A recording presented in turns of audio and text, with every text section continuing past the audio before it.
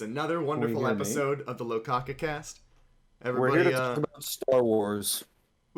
No, we're just What? we started to get away from the Star Wars. We're talking about JoJo. We are? So Yeah, you what? may notice Check it the looks card. A little bit, you may notice Oh. it looks a little bit different, viewers. Oh, no, it doesn't look any different. Not yet. Oh, and the layout has changed.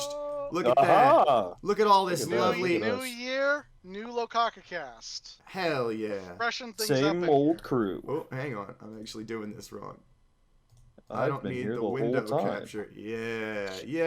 So, All normally, Locac normally, all the time. normally we'd open with a discussion of how our months went, but this time I still want to do that. But first, I want to give a huge shout out to our listeners because I didn't realize we had any. Yeah! Isn't that crazy? We totally Thank have you, listeners, listeners. though. Check this shit and out. One of them made this delightful graphic for us. I assume Zach is showing it on screen now. Bing! There it is. Bing, bing. Back to the chapter. Yippee. You might remember we made a joke like this last month's episode where we need like a little Back to the Future, but it says Back to the Chapter for when we get caught up in miscellaneous fandom discussions that are not JoJo. And we actually had a fan make this for us and send it into the show. So, back to the chapter. We also just had that moment off camera talking about Star Wars for 20 minutes before we exactly. started the podcast. And now back to the podcast. And now back to the podcast. Back to the chapter. So Now back I to want the to talk chapter for the about. I want first to talk time. about my month because I had quite a month. Hit it. Go for it. Let's hear it. Yeah, you were Alright. telling me you got into something interesting you wanted to share. I got into some new literature, and I was telling Zach like a while back that I had gotten into this Netflix series called The Umbrella Academy. Ah, which is yes. basically like Oh, X-Men as a okay. dysfunctional family. Yeah. And so I really enjoyed the series up until season 3, which I felt a little flat to me, Hey. especially considering they kind of reran the same plot for 3 seasons in a row. Isn't Elliot Page in that? Yes, he is. That's cool, man. I'm reading his Neat. book right now, actually. Oh, wow. So anyway, for Christmas, I got the comic that the show was based on. Oh. By And Gerard it Way. just sort of, I didn't realize what I was missing when I watched the first 2 seasons of the Umbrella Academy before seeing the comics. But let me just drop that in here because I have the first 7 pages and it is delightfully weird right off the bat. Oh yeah, oh I love the art style too. Gerard Way has a very fun style. Because we're gonna do something. We're gonna do a little bit of a read along. Oh, You'll shit. notice it says on one of these pages, read more free comics on Read Comic Online. Don't worry about that. I do actually mind own that. the physical books. So this Where- is only Where are you posting this? I'm posting Where it in the is this chat. But being like I said, posted? there's 7 pages. Let me. Aha. Okay. I mean- All right. Are we Alright. gonna read through this? Are we gonna do silly voices? Do you want to I- do silly voices? I No. want to voice the It's monkey. it's mostly narration. Does the all monkey do the narration, in narration? No. It was the Oh. same year Tusslin Tom Gurney knocked out the space squid from Regal X9. Happened at 9:38 p.m. Came from an atomic flying elbow. Hang on, I That's gotta find raw. a way to. I gotta find a way to show these to the viewers. I'm just Oh, reading it. I thought you had it. I thought you had it on. I screen do, when but you it's were too reading it. small. They can't fucking see it proper, and I don't want to just like open Yeah. it in browser. All I right, don't know. well, maybe we need to say goodbye to our new layout for a brief moment. Yeah, well, I Back new can't, layout can for a see. brief moment. I can't zoom in on any of this shit. It's just small. Alright, sure. Now they can fucking see it. All right, are I we gotta on? open up each one of these in sequence and drag them into my browser so we can view them. And in Oh, that boy. moment, without warning, and in a complete occurrence of complete coincidence, 43 extraordinary children were born to mostly single women who had shown no signs of pregnancy in seemingly random locations around the world. Children were either abandoned or put up for adoption, the ones who survived. Holy smokes. Enter Sir Reginald Hargreaves, aka the Monocle. Hang on a second. Is the page up? Hello? Yeah, I had to yell at my cat. Enter Sir Reginald Hargreaves, aka the Monocle. World-renowned scientist and wealthy entrepreneur. Inventor of the Televator, the Levitator, the Mobile Umbrella Communicator, and Clever Crisp cereal. Olympic gold medalist and recipient of the Nobel Prize for his work in the cerebral advancement of the chimpanzee.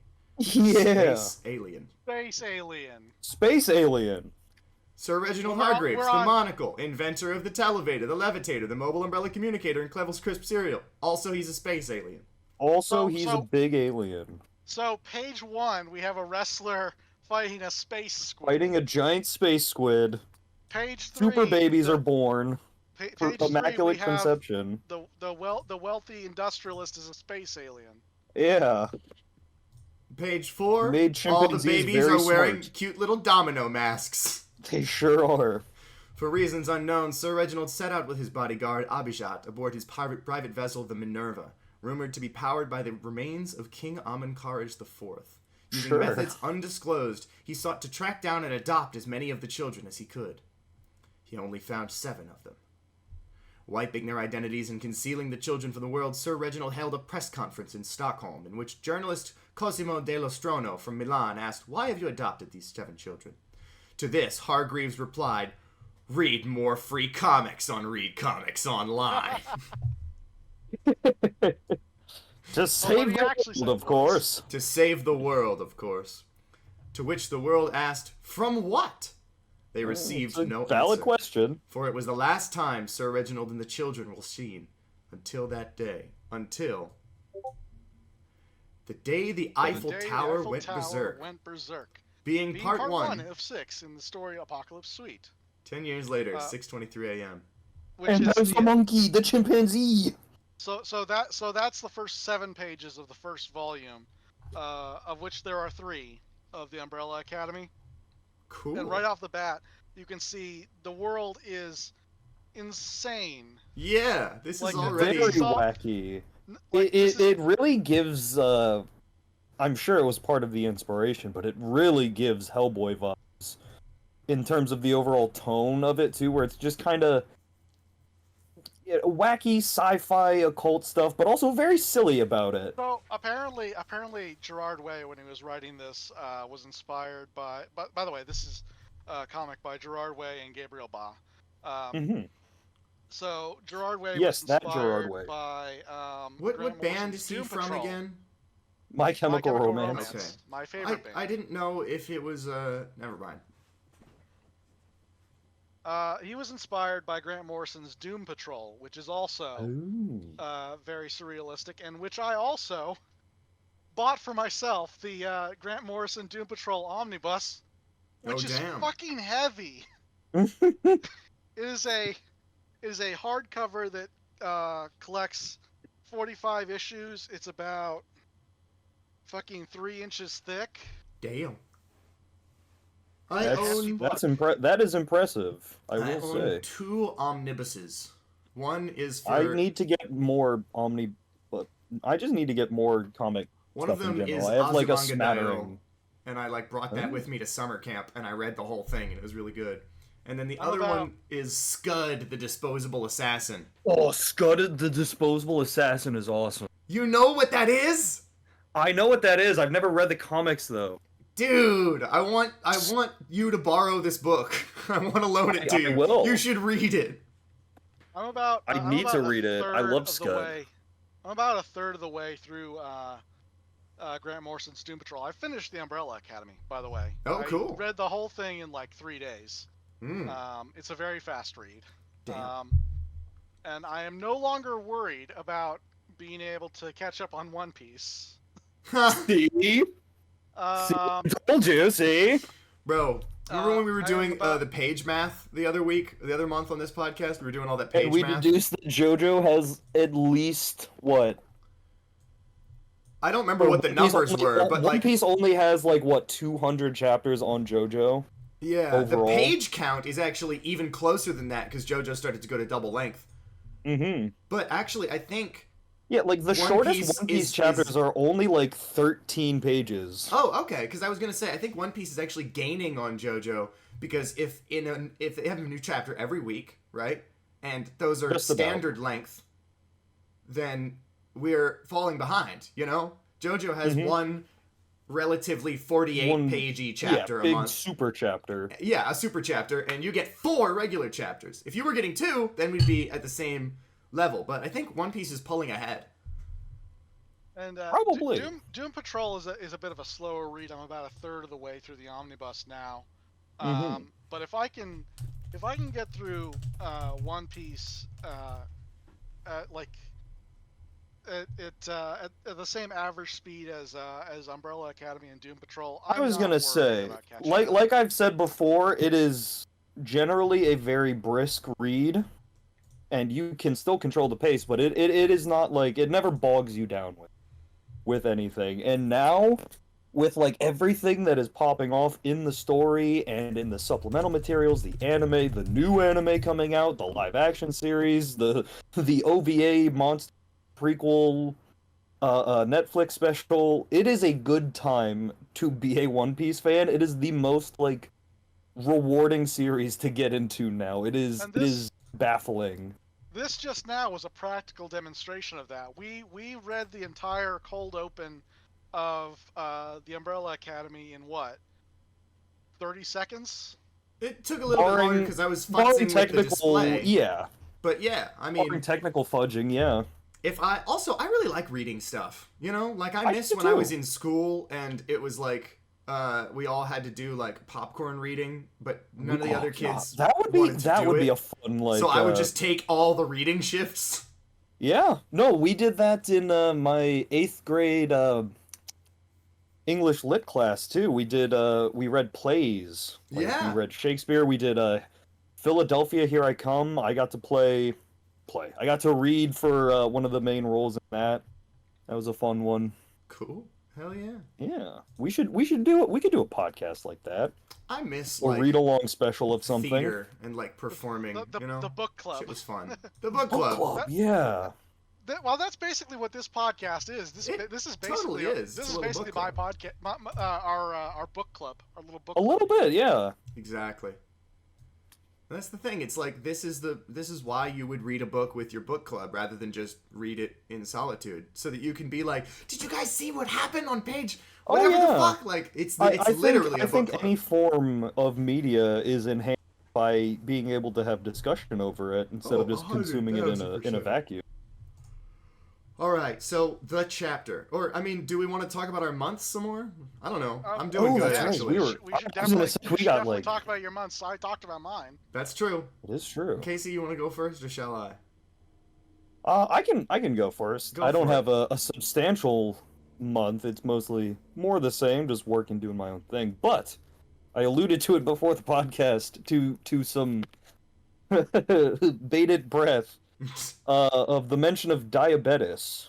Yeah. Because I watched the original The Thing movie for the first time a couple weeks ago, because I've just been on a weird... Yeah, ever since last October, I've just been on a weird kick, because I was never into horror movies, spooky things growing up, because I had a very low tolerance for that. Like, when I was a baby, Wallace and Gromit, Curse of the Rabbit was legitimately the scariest thing to me. And I had nightmares that the were-rabbit was going to eat me.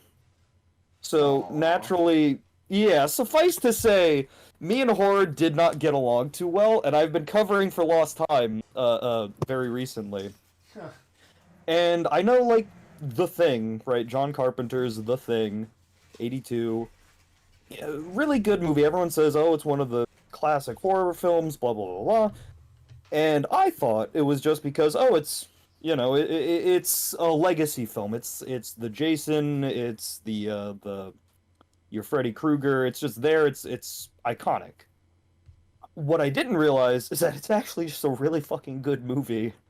Like, it is really well made, extremely well acted. It's got Kurt Russell, Keith David, and Wilford Brimley. Pre-diabetes.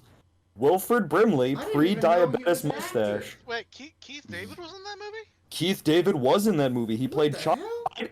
I didn't realize either until he opened his mouth to speak, and I was like, that's young Keith David? He looks like nothing like he does. I mean, obviously this was 82, but he's got like completely bald head. He's got like a stylish gold little earring. He's just, it's amazing how fine wine he aged too. Like, Oh shit, was he was always- Childs? he was I didn't realize Childs. he was Childs. I know. I was like, wait a minute. I recognize that voice. It was just, even the dog, the dog that plays the dog thing in that movie is a great actor, and it really, because I went on a whole deep dive about this movie because I'm more obsessed with it than I expected to be. The dog that plays the dog thing, the iconic husky running across the those damn crazy Norwegians, was half husky and half wolf. So it had a larger build and was able to be more because you know huskies are super hyperactive, very energetic dogs. But because of that like little bit of wolf DNA, it was very cold and stealthy and methodical and just kind of like stalks around the set and around the base camp, just observing people. It even does the like the old movie monster head tilt, the slow like Michael Myers curious head tilt, and it's like, oh my god, genuinely a chilling performance from a dog that probably has no idea what it's actually like going on. They're just like, oh, you know, let's just train the dog so it'll walk around and, you know, look at things in a very suspicious way. There's a bit, it's just this one shot, and it's the dog slowly coming through a hallway. He like pushes the door open with his little head. He's slowly walking through the hallway. He peeks into one doorway, looks like he's about to go in, hears a noise, turns around, and he just walks into the other door, and then he just disappears, and that's the first.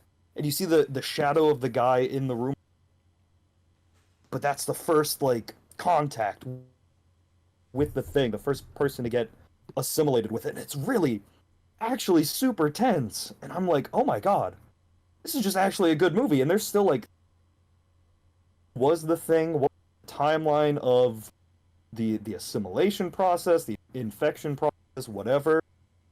It was just surprisingly well made. And yeah, Will Brimley acting his ass off in that movie as doctor who realizes what the thing is about before anyone Bro, else. you gotta get closer to your microphone or adjust your settings are because you kinda keep cutting chopping out. Oh no, I'm so sorry. I can still mostly understand what you're saying, but you're kind of like, and the Norwegians from a dog. God. Well, Oh, no. Brimley. Like, no. Most of My it was entire understandable, but as it went on, Yeah. I was like, we gotta stop him. We gotta stop him and tell him to change his settings or get closer to his microphone or something. My entire thing monologue, oh no. No, I mean, like, most of it was comprehensible, but I was like, oh, it's getting worse. Like, he's cutting out for longer and Uh-oh. longer. Okay. I hope we're not having more technical difficulties with that do you then. need me to buy you time to diagnose the problem? Because I can talk about, because you mentioned Keith David, I can talk about the other thing that happened in my Oh yeah, life. no, please go ahead. I'll Okay, see what I can so- do here. So, because Has Been Hotel came out, and Keith David plays one of the main characters. He plays the bartender, Husk. I saw a I did clip see that, yes. on Twitter of there was some sort of, like, event. Like, it was, like, the Has Been Hotel premiere or whatever. I don't know what it was, but there was a bunch of people sitting in a room gathered for a thing. And I don't know why he did this, but there's footage of Keith David up there singing Friends on the Other Side from Princess and the Frog, like at the Has Been Hotel event. Did he really? Yeah, he just busted that out. Like there's a guy on the piano playing the accompaniment for him, and he's doing Friends on the Other Side. I thought that was really cool. Oh, it's a good song. Wait, didn't he play Dr. Facilier. Dr. Facilier. Yes. Yeah. Yes, in that. Okay. And he was the cat in Coraline. He's got a great voice. He was the Arbiter. He's incredible. Such an iconic voice. Yeah. Very distinct. Immediately recognizable. He's really Yeah, good in that's why I Community. immediately recognized him in the thing. But all this to say, Has Been Hotel is amazing. Don't watch it unless you've rewatched the pilot recently, because that is actually, as it turns out, required viewing. Okay. I'm allergic to the Vivzy Pop art style and her whole oeuvre, so I will not be I'm watching also it. a bit Fair allergic enough. to the Vivzy Pop, unfortunately. Fair I'm enough. glad there are people there that can enjoy it, you being one of them, obviously, but I'm not gonna I'm probably... go and smash all the merchandise because no one's allowed to love it. I'm like, too sharp. I want it a little softer looking. Thank you. Mm-hmm. Anyway. But the songs are so good as well. No, yeah, I'll give them that. They've got I was some gonna good say, I composers. appreciate the incorporation of actual theater actors and trained anything singers. Alistair is in is my favorite currently. I did see on Twitter I'm not sure if he has multiple, one of the Keith David songs that he sings with the Loser Baby. Yeah, that one was actually good. That one was catchy. Well, You're a loser, baby, a loser, but just maybe. Just maybe. I don't know the rest of the words to the song. my month was good. I haven't been consuming that much interesting or new media to talk about, but my life is good. You know, sometimes Life being good is important. I come on this month part of the podcast and I'm like, I don't know anything about how my month is going. I have lost control of my life and everything sucks. Sometimes there's that tone to it.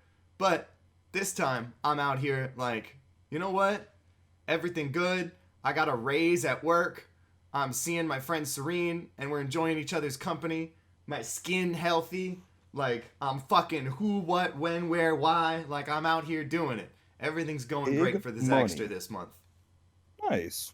Everything's coming up Zack House. Everything's coming up Zack House. I'm like, I don't know, I'm going through stuff. I'm grappling with stuff, but who isn't?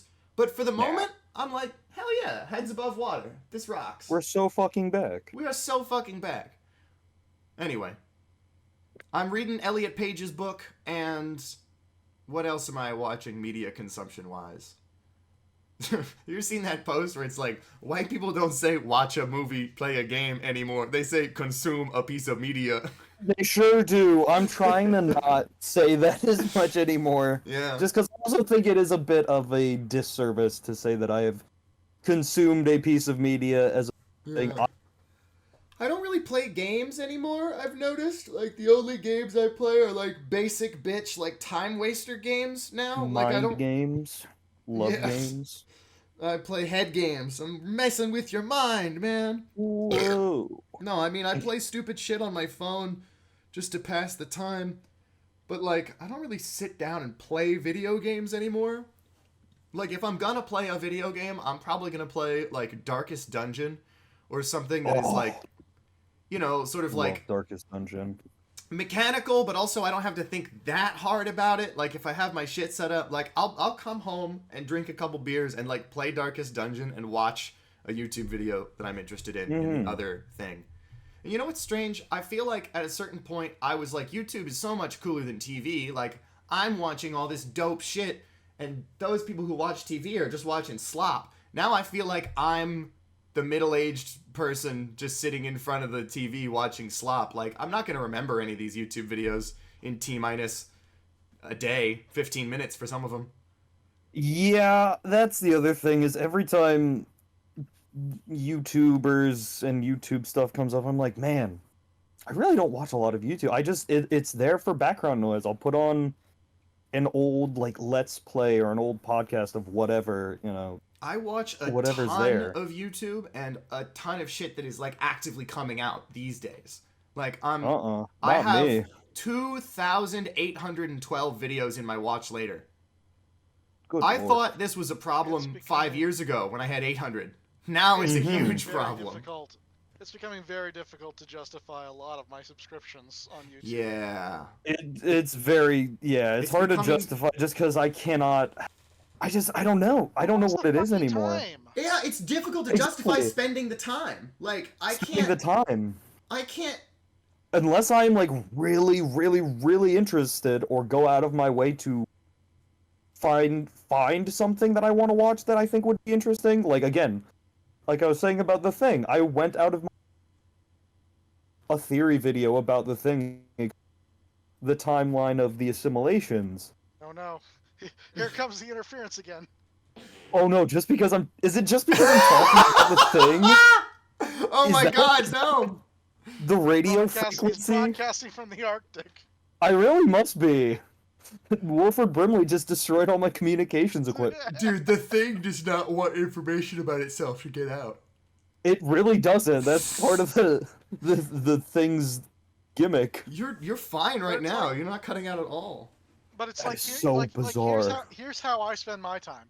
I work full time. I come Yeah. back. I have to watch. I have to keep up with Urusei Yatsura. I have to keep up with the current Super Sentai series, and then whatever's on Amazon, and then by the time all of that's done, maybe I want to read a issue or two of Doom Patrol, and then what time is left for YouTube videos at that point? Yeah, no, I work, I come home, I put on some background noise, or I take a nap, and then the only thing I actively keep up with is my my weekly One Piece chapter for the most part. That's just about it. Or whenever Chainsaw Man drops. Bro, Typically bi-weekly. I wake up and I go to work and I get off work and go directly to the bar and then hang out there until it closes usually. And then I come home and pass the fuck out in time to wake up for work the next day to go to work immediately. Like I never have a morning. I just wake up and go to work and then I get off of work and then I'm like hanging out with my friends and everybody's Every day like, he wakes up. Yeah, every day I wake up. every day I wake up. Every day I wake up in Florida. That version of the... Oh, hey, so where in Florida are you? I know it's kind of big, but my dad is in Florida right now, and Is I'm he coming to really? visit him on February 8th, 9th, 10th, 11th. No kidding. Let me check my freaking schedule on that one. Oh my goodness, a meetup? I don't know, man. I mean, I was just like, because Dad had to move for his job. He's like out in fucking Florida now. And that's Right, just you what said he's doing. 8th, 9th, 10th, and 11th? Yeah. Well, the 10th is a Saturday, and I do tend to have those off. Oh, fuck. But So... like, what city are you at? We can cut this from the final show. I just... Okay, yeah. I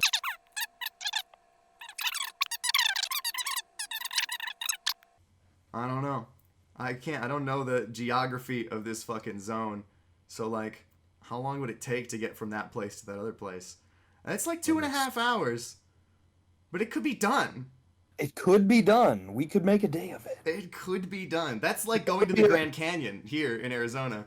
Like, my friend Yeah. James came up to visit me, and he was like, how far are we from the Grand Canyon? We're like, 3 hours. He's like, dude, we could just, like, get on the road at 9, get there at noon, hang out, come back. Like, it's not that crazy of an idea. It's really not. No, not for a fun little day trip. Yeah, fuck. We could make it happen. I would have to rent a car. I don't know. We'll figure it out. We'll talk about this more as it approaches. But I asked for the days off work, and I got them off. Like, Mom is visiting Dad in Florida right now. Dad moved away because he lost his job here. And, like, we signed a year lease on this house, not knowing that the hotel he works for was going to get bought, and the people who bought it were going to be like, no, we already have a guy that we want in your position. You're free to go.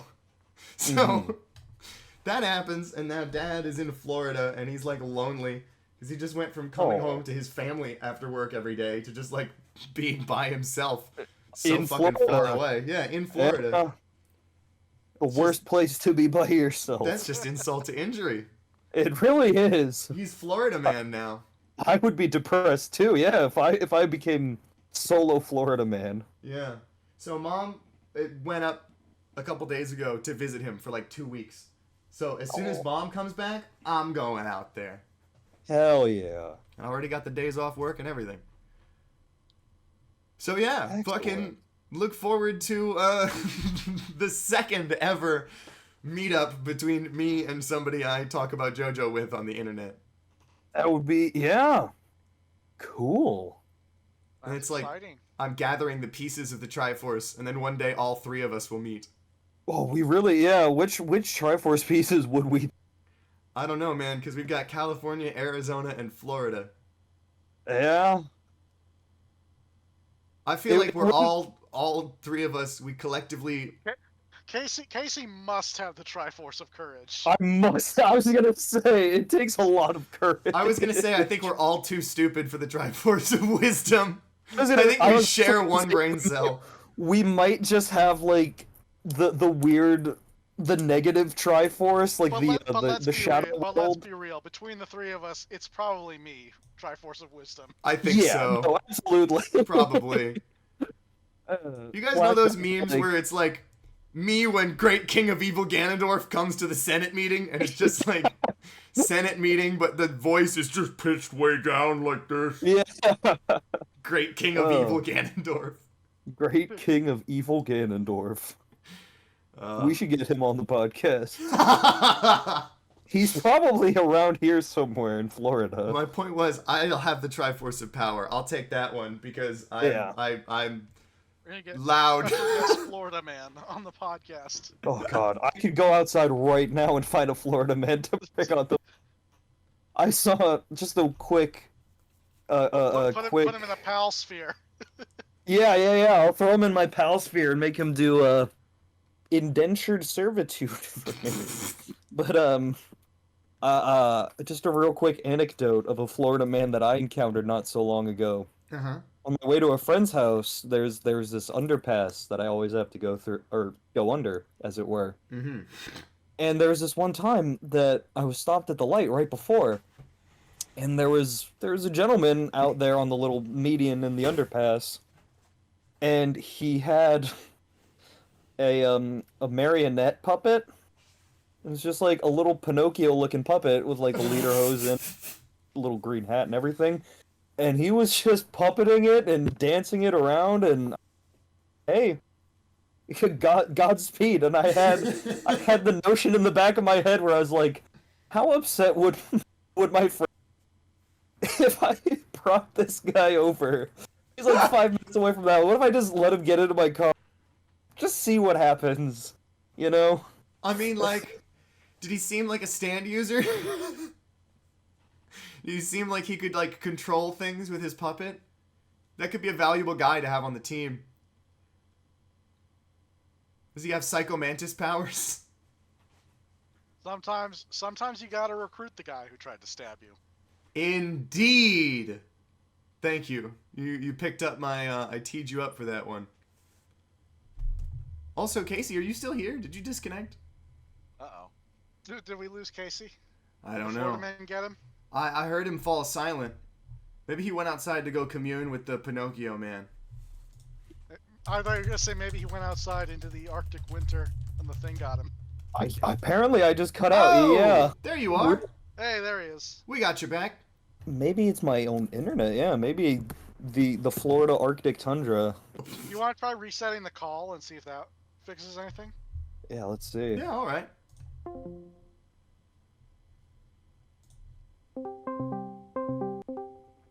Hello. Back. Yo. I can hear both of you. We're all good. I can hear everyone again. All right. So Now it is time to go back, viewers. Back. Where you say? to the chapter. Oh shit.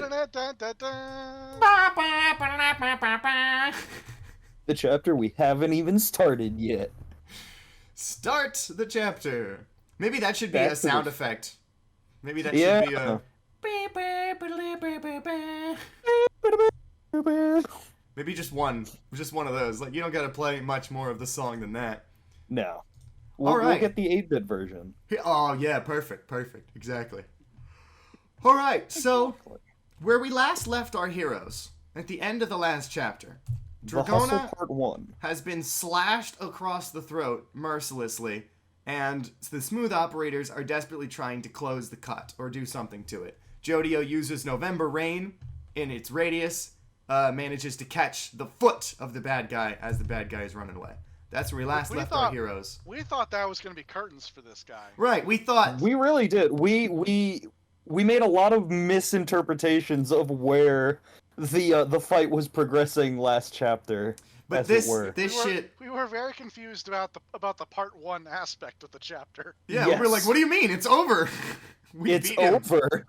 They beat him right now. It's Beat him JoJo senseless. over. It's It's JoJoLands over. It's JoJo JoJo only just begun. Aha! See? Great danger reigns from above. Chapter 11, The Hustle, Part 2. The Hustle Part 2, the hustling. So, already, we start out. This chapter's fucking awesome. They're pulling the wound, but they're not just closing it.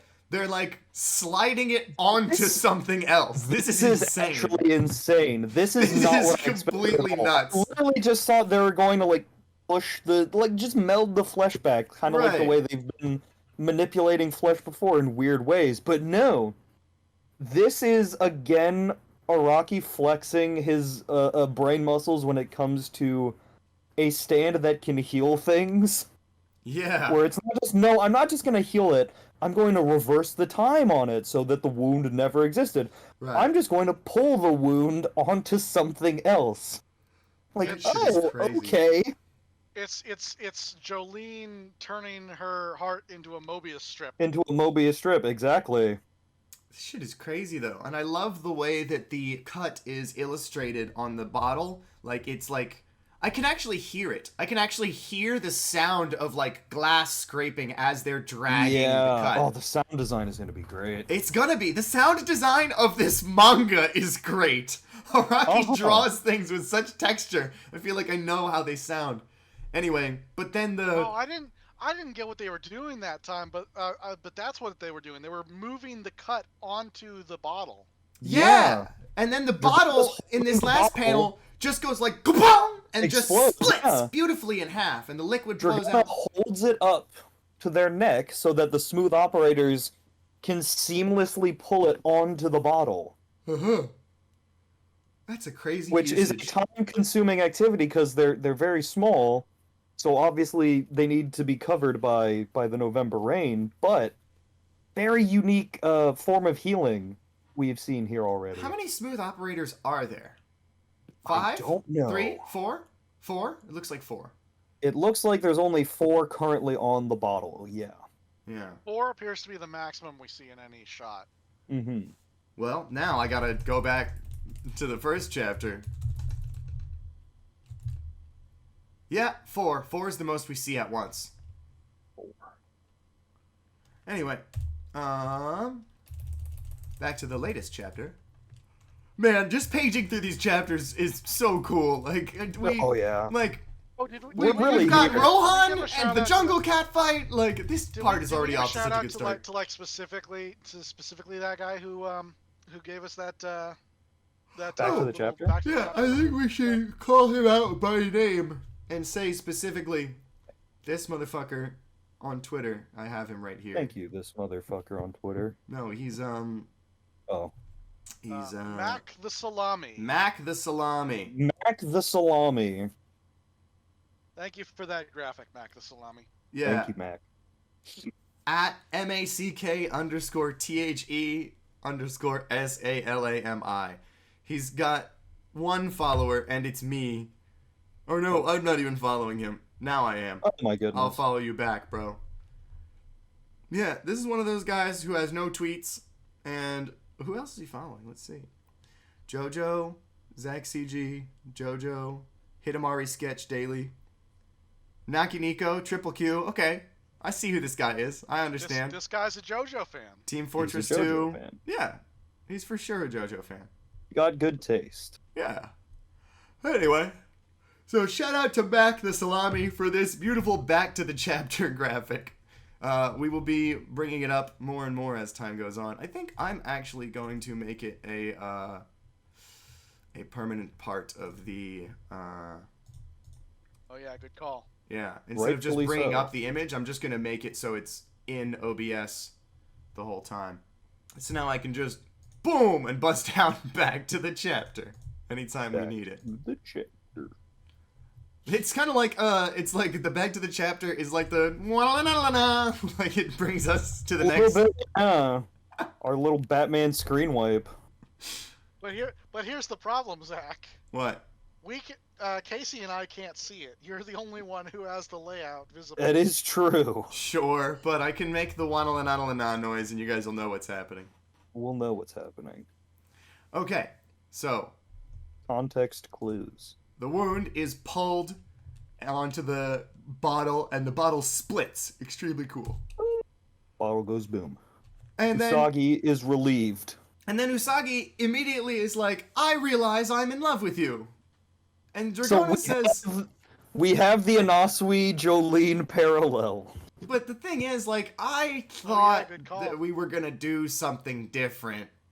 But, like, I don't know. This, to me, because we don't know really enough about Usagi to understand fully his characterization and what he's all about.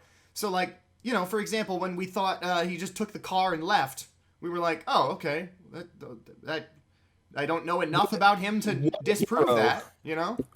So we're learning about this character piecemeal, and through things like, what are you guys, stupid? It's not a security system, it's a stand! Like, that endeared me to him. And then when he was like, I just asked the Mate Kudasai for a net. And, you know, all this stuff. And then their little moment in the watch store where he's like, we should cherish that good time we just had together. I was liking the direction his character was going in, but now that he's like, I realize I'm in love with you. I hate him now. I hate it. Like, 0 out of 10. Lame. I don't hate him. I don't hate it either, but I'm like, I'm disappointed. Yeah. I wanted something else. I don't know. I've seen this before. Right, I was gonna say, it is a trope that we've seen time and again, not just in JoJo. Honestly, very rarely in JoJo, but I don't know. manga as a whole. This isn't how people interact in the world. No. I don't know. I guess they kind of do. I don't know. Kind but, of. like, I felt like Usagi, based on the characterization I had seen so far, especially the sort of, like, timid way that he decided to say, like, hey, we had a good time together back there, right? I kind of figured that he was going to sit on this feeling, that he knew he was in love unrequitedly, and that would be something that we would pay off later. But just for him to do it right here is like, I don't know. I was hoping for more out of that. But then Dragona says, yeah, but we siblings aren't particularly interested in that. Like, neither Jodio nor I care about romance. Fair enough. To play devil's advocate on this writing choice here, maybe, like, you know, the close call made Usagi realize that, like, you know, things can happen without The warning, extent of the danger they're in, yeah. And he shouldn't leave things unsaid. I feel you. That is a good point. I mean, they now have gone through, like, 3 life or death situations together, and it really seemed like Dragona was about to just get killed. Over the course of, like, a single day, if not just In a an handful afternoon. of hours. Yeah, just a couple of hours. Yeah. But then, here we go. More importantly, the guy that swiped the lava rock, don't let him get away. We came to this island to make money. Make money. We're not leaving unless we got mad bank. Fat stacks of greenbacks, you know what I'm saying? Stack. Mm-hmm. Alright. Also, so he's summoned the Mate Kudasai again. Is it just me, or does it look bigger than it did at Rohan's estate? I don't know. 'Cause It definitely looks at bigger his than it did when it transformed into the camera. Yeah, But I 'cause feel like at it was the- around this size when it became the net. Okay, I was gonna say, because at the estate I remember it just popping out of Didn't the it palm fit of his in hand. palm? Yeah, His it popped palm off the before? palm of his hand. Yeah. Now it's like the size of one of the cats. Yeah. Cat size, you could say. Cat size. Aha. You defeated It's, the cats it's- and then it's he the became rever- it's- cat-sized. It's the reverse of Koichi's enemies. Yeah.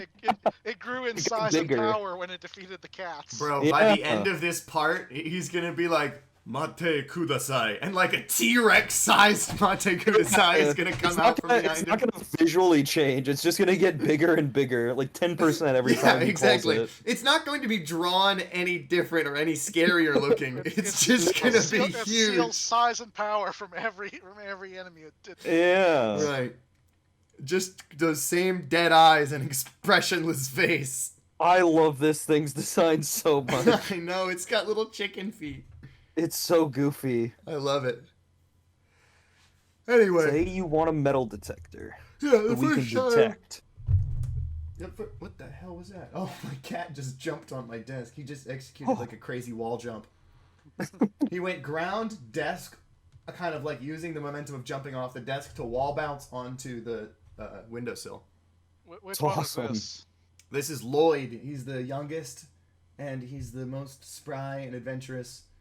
Oh, I wish that was Bruiser who did that. Yeah, Bruiser, Oh, first of all, Bruiser. executing a wall jump is entirely out of the question. But Bruiser can hardly, like, jump up onto the bed anymore. Like, we have stairs him. That'd be like asking Joe Biden to wall jump. To wall jump onto a windowsill. Asking Joe Biden to do a backwards long jump. And he'd be like, where am I? He'd be like, Yahoo! Yahoo! And he would clip into a parallel universe. I love that you didn't even go for a Joe Biden. You just went straight for Mario. Yeah, I don't know.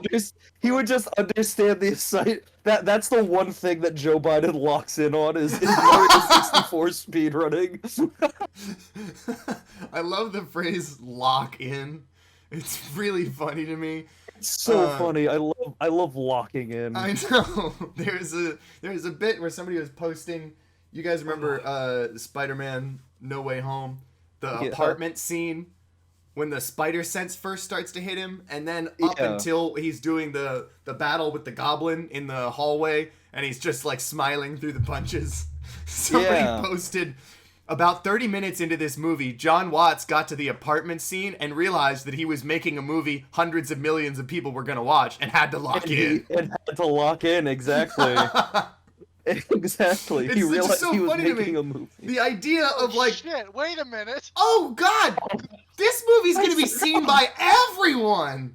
I gotta make it good. I gotta lock in. I gotta lock in. Just the idea that like he didn't think to make a good movie until it really like occurred to him. It's like, oh shit, I gotta lock in. Yeah, John, you realize this is gonna be put in theaters around the world, right? And he's like, it is. Just wait a minute. John Watts on day one of filming. Nobody's gonna see this shit. John, everyone's gonna see it. It's Spider-Man. Oh shit. Oh yeah, I forgot. I forgot. The most popular superhero ever is gonna make everyone in the theater. Spider-Man is so fucking sick because he's just like his life sucks. Like me for real. He's fucking like being Spider-Man is only a detriment to him. Like he should honestly just stop. Spider-Man more than anything, dude. My head hurts. I'm laughing too much. I know. Hang on. Drunk driving and gotta lock in. My girlfriend has a really great joke where she says, alcoholics don't run in my family, they drive. Yeah, my friend Ryan used to say that same one. Another one of his was like, what do you mean drunk driving is bad? How else am I supposed to get to work in the morning? I love the one, it was a tweet I saw earlier last year. Was the drill tweet? Where he's like, drunk driving kills a lot of people each year, but it also helps a lot of people get to work on time. So there's no way to know if it's bad or not. No, it wasn't that one. That one was good. It was on the 4th of July. Someone tweeted, remember everyone, it's the 4th of July. Please don't drink and drive unless you have somewhere you really need to be or if you just want to.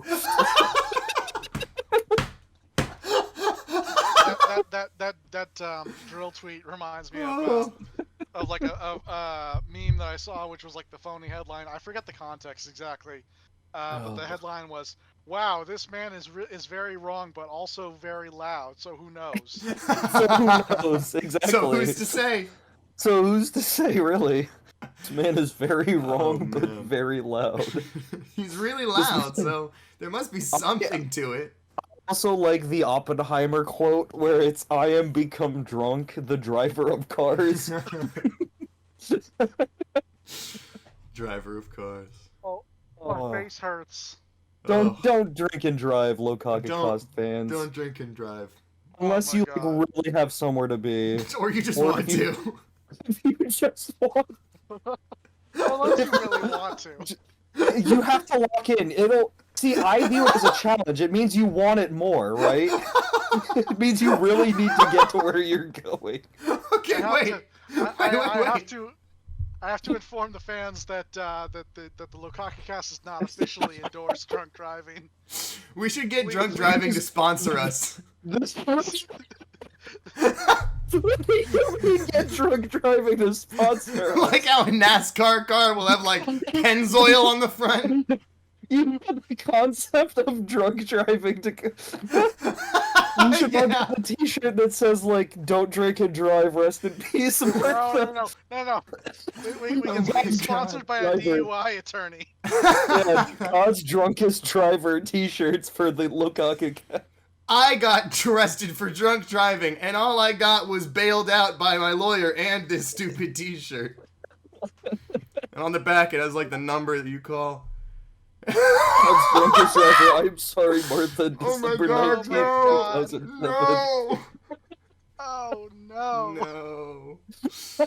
Oh Christ! Oh, ouch! The thing about wait, I have one more for you guys. It's not about drunk driving. Okay. Oh But gosh. Okay. the thing that was about I wish drunk driving wasn't as funny Oh. as it is. I've been laughing for what feels like an hour. My stomach hurts. Okay. I saw a tweet that was like, male disordered eating is actually very real. Lots Ain't of men nothing will at but some about my point disorder. Lots of men at some point in their lives will go through some kind of struggle with an eating disorder. But it's pretty normal. Try not to be a little bitch about it or anything.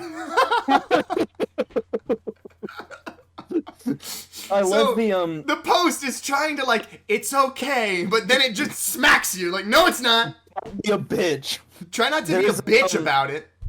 There's a bit in. Have you guys seen the cartoon series Mike Tyson Mysteries? I know about it. I've seen some of it. Yeah.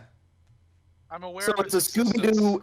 Yeah, it's a Scooby-Doo parody where it's Mike Tyson, his daughter, a pigeon, voiced by Norm Macdonald, and a ghost of an old French man. And the ghost is voiced by the fucking Dean from Community.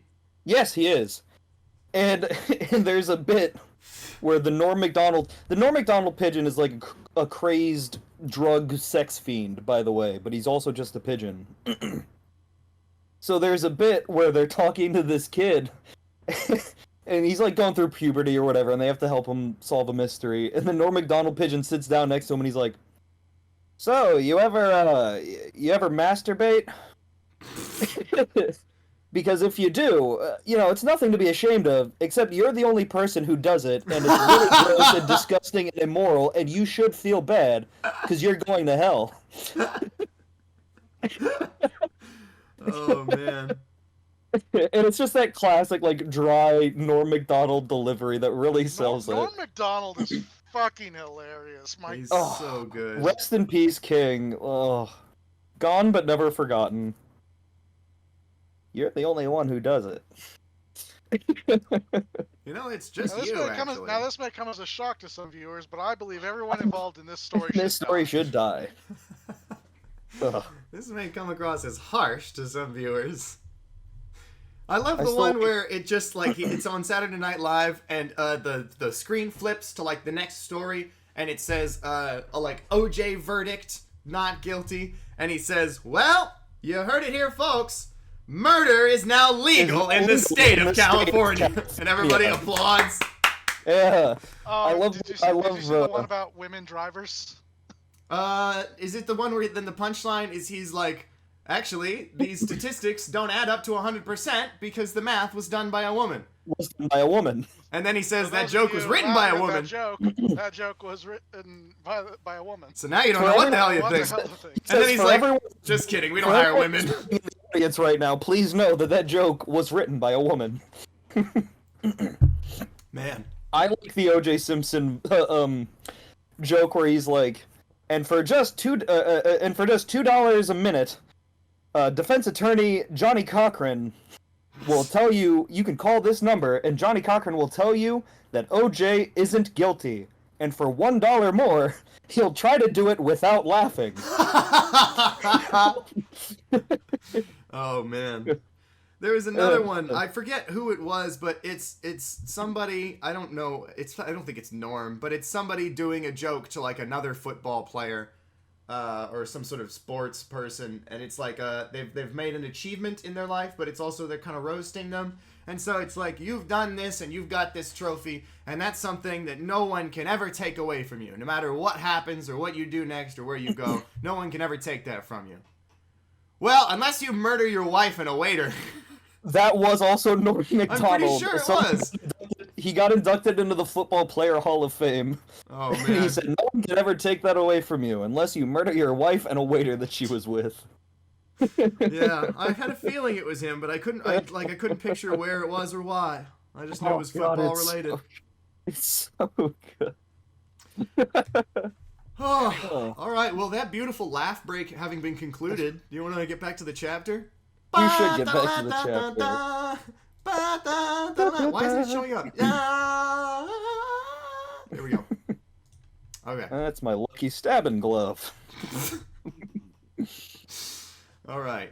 So that's Dragona's brooch on the ground over there. We can't tell this guy apart from a bird or a cloud. He screws up everything with your depth perception and perspective. He confused with shit. We don't even know if he's what. See, I need to get my AI voice dub comic idea off the ground, because like, we can't tell this guy apart from a bird or a cloud. He screws up everything with your depth perception and perspective. He confused with shit. We don't even know if he's walking on the ground. Oh yeah, brother. Wait, And was he that- was always that- was rises that your- to the Was that your top. Randy Savage? Yeah, it wasn't very good. It was good. I thought that was your Mr. Krabs. No, it started out. I was gonna say Mr. Krabs was Jodio. In Mr. your, Krabs in your is supposed to be pitch. Jodio, but my Macho Man Randy Savage is basically just a small twist on my pirate voice, which is basically just Mr. Krabs. Yeah, it's 2 degrees of separation. So you can see the problem. Yeah, that's the thing. That's why I'm casting AI Mr. learning Krabs. models to do this for me instead of myself. The Can't Macho tell this Man. guy apart from a bird or a cloud. He screws up everything with your depth perception and perspective. That's pretty good. Oh yeah. Yeah. Oh yeah, brother. That's pretty good.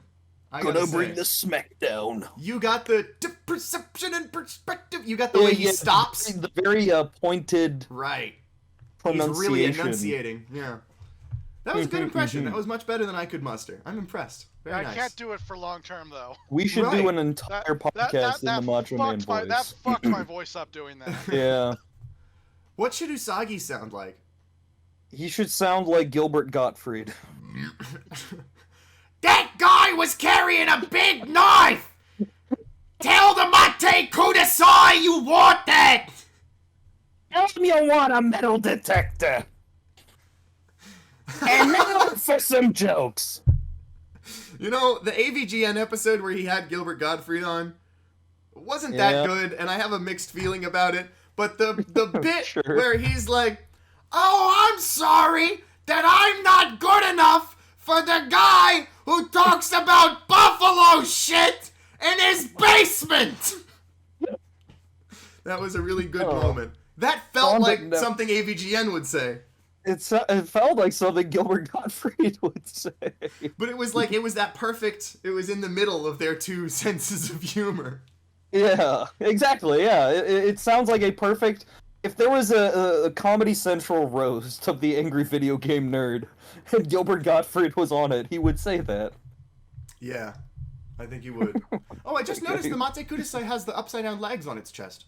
It does. Every stand has the character's marking on it in some capacity. Yeah, neat. Oh man, I remember when I was telling you guys about the thing where Jodio's like heart with the little wings on it. I saw, like, it's been a piece of graffiti on Palo for like months and months before the part even premiered. I gotta take a picture of that and show you guys that. Because that was spooky. That had been there for like the whole 2 years I've been going. And then the new part comes out and I'm like, hey, it's a heart with I've wings. seen that before, yeah. Anyway, so we get to the I want a metal detector. Take a look at this. Jodio hurt that guy's right leg with his I rein. want a metal detector. He's bleeding, and it left a trail. He's bleeding from his foot. So, And it leads to the car with everyone's favorite douchebag.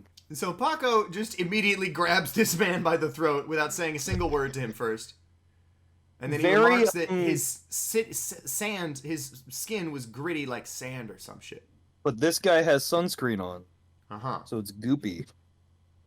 Well, not the first guy he grabs. Oh, not the first guy. Yeah. Yeah, the first guy's like, what the hell, man? I'm gonna go get the police. Then they see there's blood on this other car, so he must be over there. Don't go sticking your fingers in weird places on my ass, okay? Oh, I'm so scared. Someone said on Twitter that they think this could be older Joshu. Oh, Christ. Because of the haircut and the general demeanor. Yeah. Yeah, that would be bad. Though I feel like if it was, we would have seen Nut King Call by now. So yeah, dude, if it was Joshu, he would have fought back with Nut King Call because he's an asshole. But he's how long was the gap between JoJoLand and the JoJoLands? 10 years, right? In real time or in manga time? In the story's time. So JoJoLand started 10 and years. finished in 2011. 2011. So this, depending on whether this is 2020, 2021, 2022, or 2023, this is either years minimum. 10, 11, 12, or 13 years later. Yeah, it's 10 years minimum. I heard it was supposed to be 2022, because they said COVID and Dua Lipa. But I heard it was actually supposed to be, like, on paper set in 2022. Yeah. But that's weird, because we're already 2 years beyond that. Yeah. You know, like, this is going to be the new JoJoLand, where we're, like, reading a story set in 2011 for the next 10 years. For the next 10 years, oh boy. It's going to be interesting. Well, anyway, I hope this is not Joshu. I hope it's not. I really hope it's not. They're all investigating the car. He grabs his throat. Your skin's all sticky from the sunscreen. Yucky pooey. Get out your ankle. And then right at that moment, he gets the dust off of the door. And then we get... this is another cool shot. Disguising guy again, yeah. As the car door. Alright. So... It can get weirder. It can. And also, like, just look at the knife. Look at the way the knife is, like, perfectly thin. And it goes to a singular point. And then, almost immediately on the next page, it's like a saber again. Like, this motherfucker just cannot... I don't know, like... He can't decide what kind of knife it is. But this is so sick, because Jodio is kind of, like, caught off guard by this guy, but no, he's not. Because he swings at him, and he immediately kicks the lady in the stomach to stop her from dying, and grabs the guy's fucking, knife. A knife. Yeah, and he's, like, blocking, and also preventing the innocent lady from getting her ass killed. Here's the sword on that next panel. Right, so he dodges the swipe, he, like, ducks downwards, but then our dude is gonna fucking come down at him from the top. So he's like, oh, hell yeah, November Rain. But the thing is, I thought that I was like, okay, this is bullshit. Araki's already contradicting himself.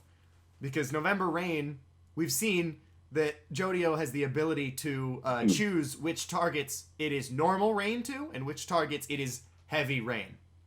You know? Like, with the thing with the drug bag, like, it hit the lady and it was normal rain, but only when it dripped off of her finger onto the drug bag did it hit it with the force of a bullet. So I thought he was gonna do November Rain, but then he looks at these two, and he's like, oh, I can't November Rain, I'll hurt them as well.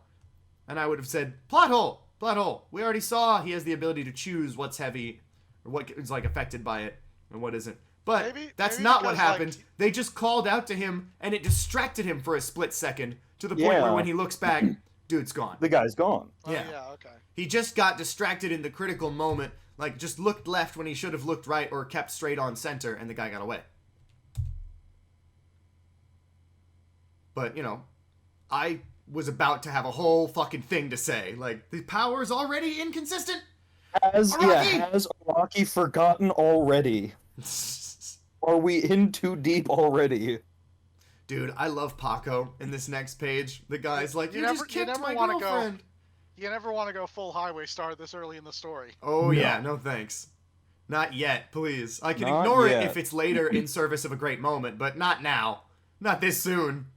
No. But I love Paco's response. The guy's like, hey, you kicked my girlfriend. He's like, would you shut up? I'll give you a real injury to complain about. Yeah. She's fine, isn't she? Dude, like, she's so fine. Like, we're doing a life or death battle. You don't even understand.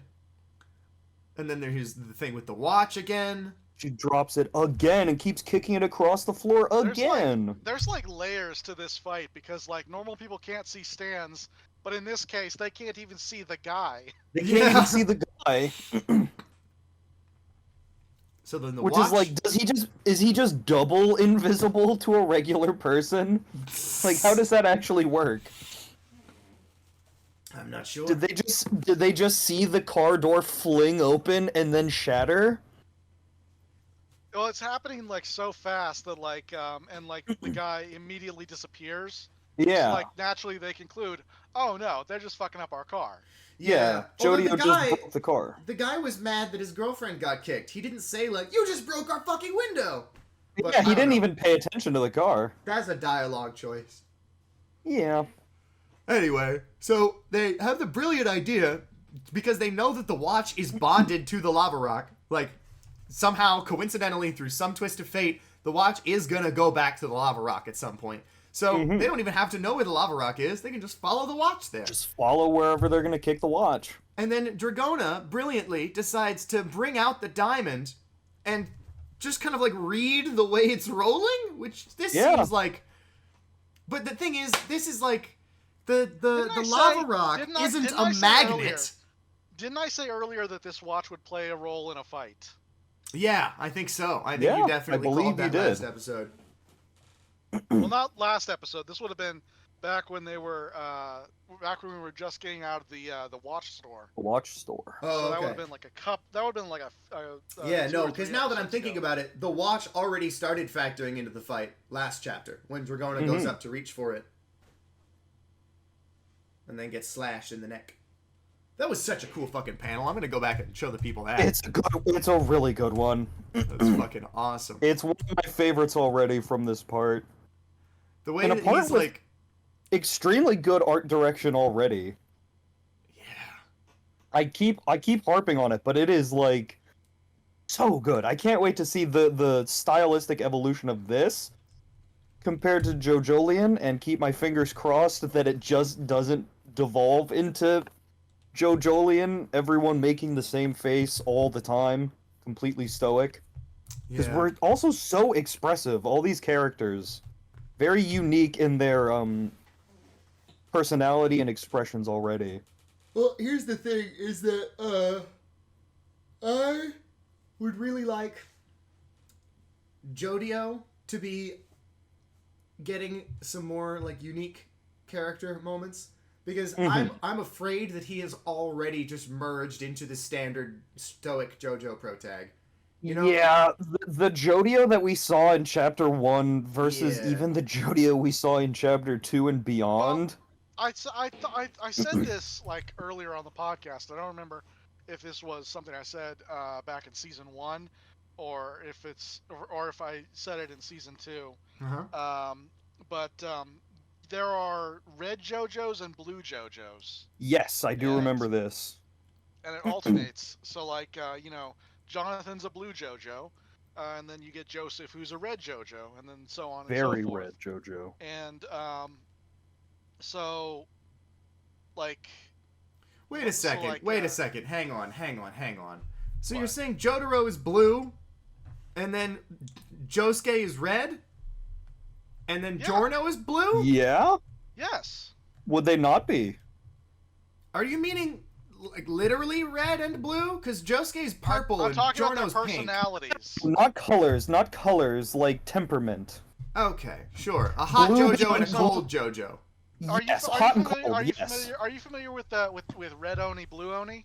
No. Which is basically, so red Oni, blue Oni is when you apply that to two characters who have diametrically opposed attitudes. One is the calm, collected. The other is chaotic and impulsive. Okay, right? thanks. Your red Oni is chaotic, impulsive, and the blue Oni is calm, collected. So Yes, between not color scheme, personality. in the scheme. podcast, in the Locacacast, in the original configuration of things, I am the red podcaster and you're the blue podcaster then, Chris. Is that correct? I suppose so, yes. Okay, cool. I'm pretty sure I understood this idea when you were originally detailing it, but I just needed a refresher. I'm the purple podcaster. Yeah, hell yeah. You're the wild card. Wild I'm the card. wild card. Wild card, bitches! bitches! Wild card, bitches! I That got was such the a good brains. episode. I love that episode. Why did you do that, Charlie? Wild card, bitches! And that's the thing, man. Like, you ever have a moment like that with you and your friends where you, like, doubt them at something and they're like, hey, man, I can be the wild card. I'm the wild card of the group.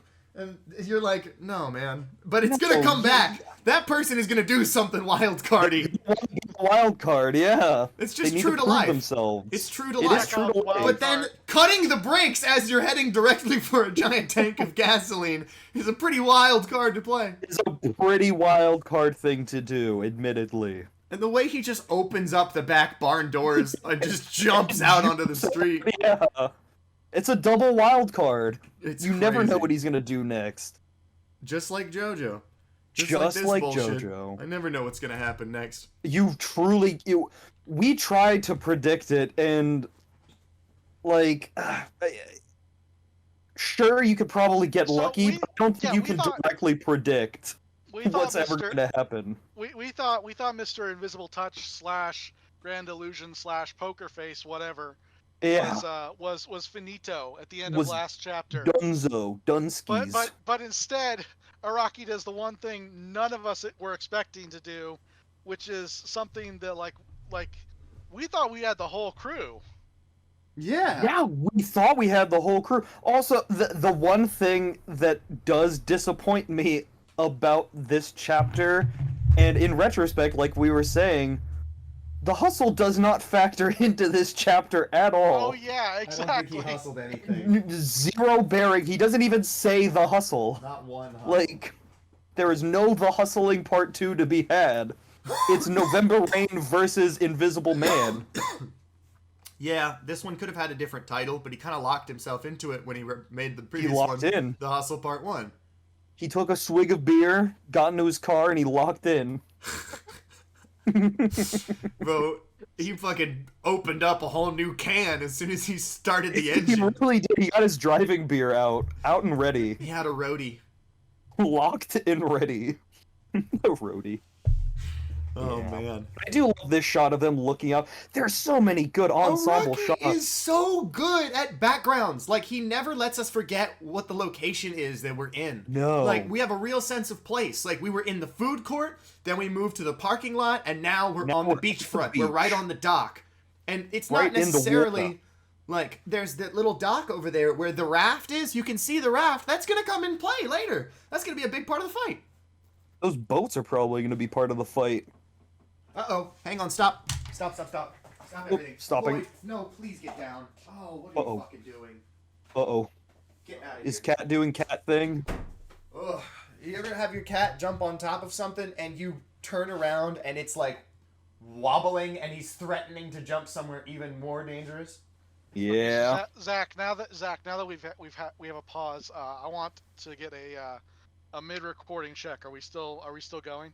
Yeah, we're good. We've got an hour, 14 minutes in the can, and my mic is still being picked up, and you're also being picked up. It's all good. Excellent. So, we were just Where we gushing last about left how off. much we like the backgrounds and how cool it is that the raft is illustrated over there, because it's going to come into play later. It sure is. He's swimming in the water right now. How are we going to find him? He might be trying to escape into the open sea. It might not be possible for us to find him now, but we can still corner him. We just need to get him to attack us. Attack us. Clever girl, Jodio. If the enemy is running away with the lava rock, then he's going to have to. Attack us, he means. Break the watch, that is. I forgot about that. Oh yeah. Never forget about Jotaro. That's the thing, man, is that, like, I didn't even really like Jotaro's character until part 4. Like, I Until liked him part in 4. 3. Yeah. He was good, but I was there for Joseph. Like, Joseph was really my guy. So then, Of course. part 4, we get a little bit more Jotaro in the way that it sort of expands his character, but, like, not too much, just enough. Like, for instance, when they're fighting Adam Heartfather, when they're fighting the little painting, the Polaroid Oh my of God, the ghost yeah. dad, and he's like, all right, Josuke, now say something cool to him now that Hit we've him won. with a one-liner, yeah. Hit him with a one-liner. Like, that's awesome. And that totally recontextualizes every cool thing Jotaro ever said, in my mind. It's like, he Exactly, because you know this is what he's thinking. wanted to be cool. He literally makes an active choice of like, okay, now I have to say something really cool, just like all those movie stars that I like to watch. In all those old westerns and on Columbo and in my sumo shows, and it's like, yeah, That's true. no, I forgot he likes Jotaro's just Columbo. a big nerd. He loves Columbo, yeah. That's why he became so intelligent. That's awesome. There's this one thing that's been bothering me, Dio. Just one more thing. How were you able to get yourself out of the coffin if it was locked from the outside? You pissed me off. That's the only reason you lost. Seems to me there must have been an extra coffin on the inside. A coffin inside of a coffin, maybe. I know. Sounds unreasonable. Let me just Sounds take a look, sounds if I may. absurd. My wife knows a bit about that.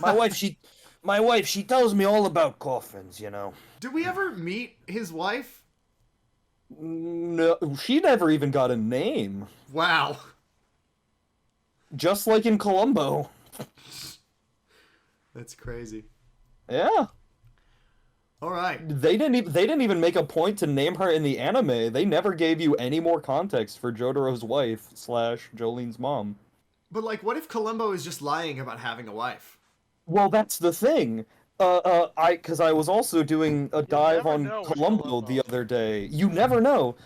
The show, I believe it was never explicitly stated in the show, or maybe it was, or someone, a showrunner or someone said, Columbo will make up family members and friends in order to get closer to victims. So he'll be like, oh, you know, I have a cousin, Tommy. You know, Tommy's his name, and he's really good at baseball. Loves baseball, Tommy does. Just so he can have an in of conversation with a suspect. So he will lie. They wanted him to be like this mythical figure. Yeah. Nobody knows where he comes from and nobody knows where he goes. Nobody even knows his first name. He's only ever referred to in the show as Columbo or Lieutenant Columbo. You know what's crazy? I feel like all of the great, weird, offbeat, like, TV detectives and cops should all, like, meet each other. Like, can you imagine if Jim Rockford from Rockford Files met Columbo? Can you imagine if Matthew McConaughey from True Detective met Columbo? Did Rockford Files have a crossover with Magnum PI? I don't know, but Chris, thanks for knowing what Rockford Files is, because I said it and I was like, wait a minute, I only know who that is because of my dad. Like, none of these people are going to know Rockford Files. I know they were on around at the same time. All right, let me look it up. Magnum PI meeting Columbo would have been great. Yeah, I think there was a Magnum PI crossover. With Columbo? No, with the Rockford Files. Oh, man. Yeah. See, Columbo, you know about the Rockford Files because of your dad. I know Uh-huh. about Columbo because of my mom. She turns it on and I'll sit down and watch. I love Columbo. He's great. I know about Magnum PI because of my dad. Same. Wait. My dad loves So this Magnum is PI. like, which Pokemon starter do you have? Like, You know Columbo, Magnum PI, or the Rockford Files? I got Columbo. dude, I got Rockford Yo, Files. Magnum's got insane stats though. Yeah, Magnum's got insane stats. Magnum's Bro. like the fire type starter. He's the fan favorite. There's this fucking scene in this Rockford Files episode. I don't even know what episode it was. I was just watching it with my dad. It's fucking insane. It's a scene where the bad guy is in the passenger seat of the car, Rockford's driving, and the bad guy has a gun just like pointed right at him. Like, he's just sitting next to him. They're both looking forward, but he's pointing a gun at Rockford. And he's like, you're going to drive where I tell you to, or I'll shoot you. And Rockford has no way out of the situation, so what he does is he starts driving really fast and erratically, and the bad guy is like, slow down, Jim! And he's like, no, I don't think I will slow down, because if you shoot me, I lose control of this car, and we both die, and you're not gonna do that, because you wouldn't take yourself out, and the guy just shoots him! He just shoots Rockford in the arm! That is such a JoJo move. Yeah! That's awesome, yeah! The guy shoots Rockford in the arm, and he goes, ah! And, like, the bullet goes through his arm and, like, into his chest and, like, hits his rib, but doesn't kill him. But it's like God, Rockford. he's then shot, and he loses control of the car, and it goes off the cliff, and, like, flips, and goes way down into a ditch and explodes. But while it's, like, sliding down the cliff, Rockford fucking uses his good arm, and he, like, slides out the now broken window. And then it, like, continues to go down.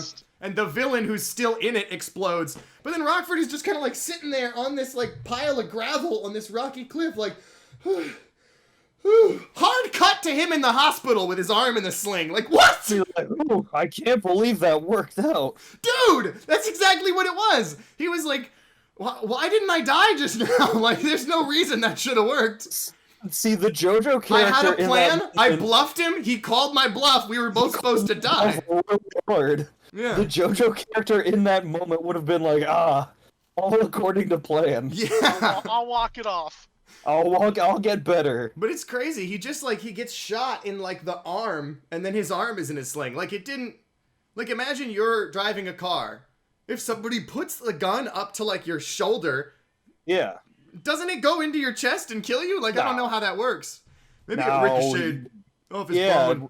it ricocheted off the... See, that was the part of the gambit, is he knew the trajectory of the bullet would Where the guy collide with aims his the gun bone at in him. such a He's way. actually been shooting himself in that bone, in that spot, every 6 months and then healing back up for his entire life. He's been shooting himself with tiny bullets to build up an immunity to larger An bullets. immunity to regular bullets. Smaller bullets. Smaller bullets. Oh, there's an episode of Columbo with a robot. Okay, do you want to talk about that? No, I just want to tell you that it exists. Okay. Columbo meets a robot. Here, I'll send a picture of it in the chat. Columbo meets a robot, refuses to elaborate further. It really is supplemental to the episode. The robot has nothing to do with the crime. It was just there because some kid genius built it. The overall plot of that episode was Is that like in Rocky IV where he has a robot? a little bit, yeah, a little bit. Because We'll I see guess that. around that time, everybody figured robots were cool. Robots were cool. Yeah, here's the robot. Oh my Howdy. god, look at this Hey, that's the EBDB Forbidden looking Planet motherfucker. robots. It is. Forbidden Planet robot. It literally is. They got it for an episode of Columbo because he was big at the time, and so a boy genius made the robot, but it has no bearing on the episode. The plot is a scientist has a man killed because his son, the scientist's son, plagiarized the man's formula or whatever, and he doesn't want that getting out because it would ruin his reputation. And Columbo has to stop him. EBDB looking ass. Yeah, and then he meets a big robot. He says, "How do you do? I'm Columbo. How do you do, giant robot? I'm small man. My I'm wife small is a man. There's robot, you know. my wife is part robot on her mother's side, you know. But aren't they? Aren't all women, you know? I love Columbo. He's so great. The robot He has a just glass stands there eye. and doesn't laugh. Yeah, the robot has no humor drive. No, It's and not then like Columbo a- is like, oh, alright, I get it. No humor drive. I understand. But then somebody else tells a joke and the robot goes, ha, ha. Ha ha. And he's like, oh, so you can laugh. So you can, huh? Have you seen Interstellar? That's literally.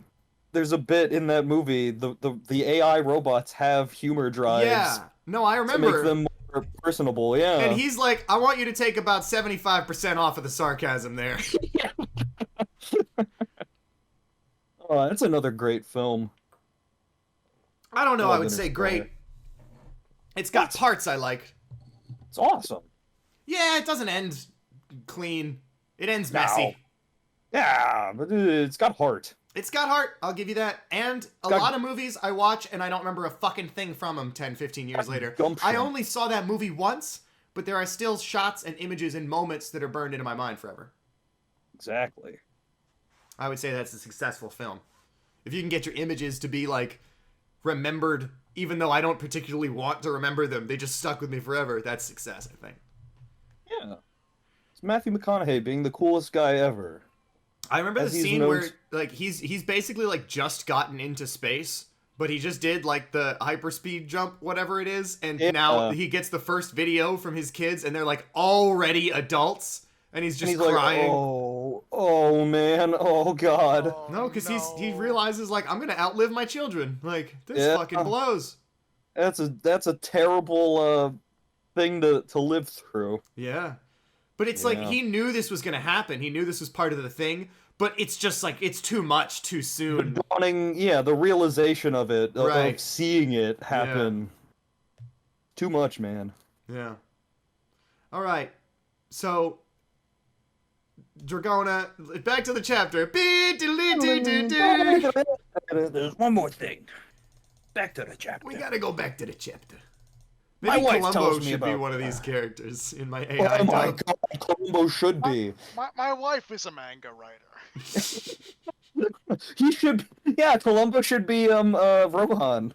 Oh man, that's crazy. One more And one more thing. No, because I Rohan's refuse. dialogue is like.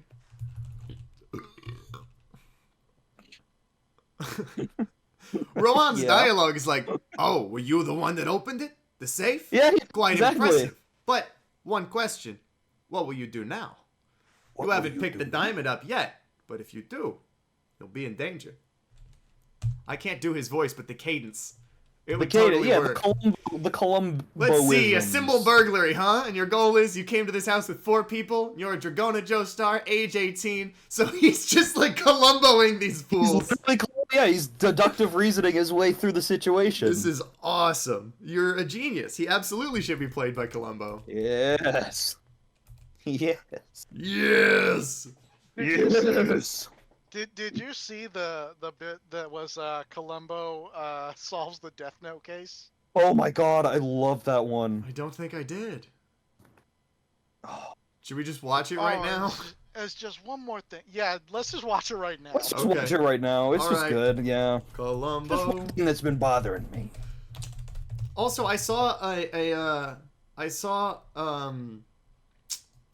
a thing recently. Do you want me to? Should I share my screen with you? Yeah. Okay. I saw a thing recently that was like a detective chart where it was like could solve the Death Note case. Yes. Oh And yeah, I couldn't. saw that as well. But then the yes. other That's- axis is could comprehend the Death Note and its powers. Yes, Versus could intuit couldn't. how the Death Note works. Right. Yes. So there Yeah, are it's like- people who wouldn't be able to comprehend how the power works, but they could still solve the they can case. still solve the I case. think that's funny. I think that's great. That's the funniest quadrant on the whole graph. My favorite bit of that graphic is that in the quadrant of could comprehend the Death Note and could solve the Kira case, you have the Diamond is Unbreakable crew, Yeah. and slightly edging them out closer to the far extent of the graph is the Scooby-Doo gang. They have slight advantage over the literal stand users. Are you telling me? Okay, no, dude, the part 4 of the Diamond is Unbreakable gang is a straight upgrade from the Scooby gang. No. Well, but no, they do have experience though with actual supernatural entities. Scooby-Doo, yeah. And- If you go through like the whole, if this is a composite of Scooby-Doo, the history, they would blow the Diamond is Unbreakable crew out of the water. And they have like a wealth of knowledge about mythological creatures. Yeah. I only considered Scooby-Doo, like, I know Scooby-Doo is so much more than this now, but I've always considered Scooby-Doo to be the one where you yank the mask off, and it was just a person doing it the whole time. The Yeah, only real sometimes- villains are old white men with money trying to pull insurance scams. But then they had Yeah, their but- first like theatrical movie release where the twist was that the monsters are real. It was No, Mr. I Bean get it, piloted by Scrappy. But that's not Scooby-Doo to me. Like, that's like No, a I'm talking spin-off. about That's the- some weird I'm fuck talking about shit. Scooby-Doo. I'm talking about Scooby-Doo on Zombie Island. Scooby-Doo on Zombie Island, true, yeah. I don't know, man. I love It's Zombie like- Island, that's a great film. I don't know. I'm not trying to be a Scooby-Doo purist, but like these are all like what if Scooby-Doo but the monsters were real? Scooby-Doo is a bunch of kids. Like, there's nothing supernatural happening there. If they encountered Kira, they would get blown up. They would have no way to deal with that. Scooby-Doo would regenerate. He's a cartoon. Okay, alright, what are we doing? Back to the chapter. I mean, Columbo and Death Note. A shinigami, huh? You know, my wife's got a friend who knows all about that. Spirits of death, she calls them. Real scary stuff. Sorry, I know you have school. You're a real smart kid. Anyway, this friend of my wife's tells me, oh, no, you can just call me detective. She tells me they'll sometimes let humans muck around with their powers. Can you imagine? I don't know about you, but something like that would drive some to, righteous violence. What'd you say your dad did for a living? Oh, and, one more thing. Who's that gangly-looking fella you got with you there? He can see him? The idea that he can see... he can see Ryuk. He was pretending he couldn't see him the whole time. Yeah. And one more thing. Who's that gangly fella looking? Gangling. That's why Columbo as Rohan is actually perfect. Perfect casting, yeah. You didn't think he could see stands, but he can. But he can. Oh, and one more thing. One more thing. Who is that gangly-looking fella next to you? I love the part where he looks down and it's like, Columbo? John Columbo? Detective? He has Columbo? no fucking idea. You can't know. For all we know, his name might not even be Columbo. I mean, this sounds like a made-up name to me, dude. Yeah. Alright, they're flashing the get back to the chapter sign. And so we gotta get back to the chapter. Oh god, we got back to the chapter really fast. Oh my goodness, we're back to the Paco chapter is already. like watching Dragona figure out how to roll the diamond to like intuit where he is, and he's like, make sure you hold on to that thing tight, don't drop it in the water. And then he just straight up asks Jodio, what is the attack range of your ability? And Jodio just reads it out. Finally. Direct confirmation. Finally. Listen, brother, I need you to tell the audience how far your stand can attack people. November Rain's attack range is a 3-meter radius and a height of 4 meters, but it can only rain on the water's surface. It can't dive in deep. That's more of a pirate than Mr. Krabs, but again, I'm gonna get AI to do this for me. I don't need to do it myself. Although, I'm not sure how this works, but there is sometimes like where you, instead of just typing it in, you like actually record yourself saying it in your own voice, and then it sort of voice clones the voice onto that. Yeah, to get more honestly, of the So like I inflections can down. have it have intonation and Yeah. speed up or slow down. especially for like somebody like Randy Savage, Right. who like that like AI would not know what to do with his voice. Right. No. So that's the thing. It's like you kind of have to also be able to do the impression good enough that then you can Good sort of like enough. paste the AI on top of it and it'll get it. Oh, I saw somebody yeah. did that. They made a fake Jamiroquai song. Actually, I'm going to share my screen one more time. This isn't gonna get us in trouble with copyright, is it? No, the song is not real. It's not a real Jamiroquai song. Okay. Okay. It's made up. It's not real. It's We called. lied to you. It's called. This one was invented by a writer. This one It was was a invented deception. by our writers. It's called "We Do a Little Trolling." We do a little trolling.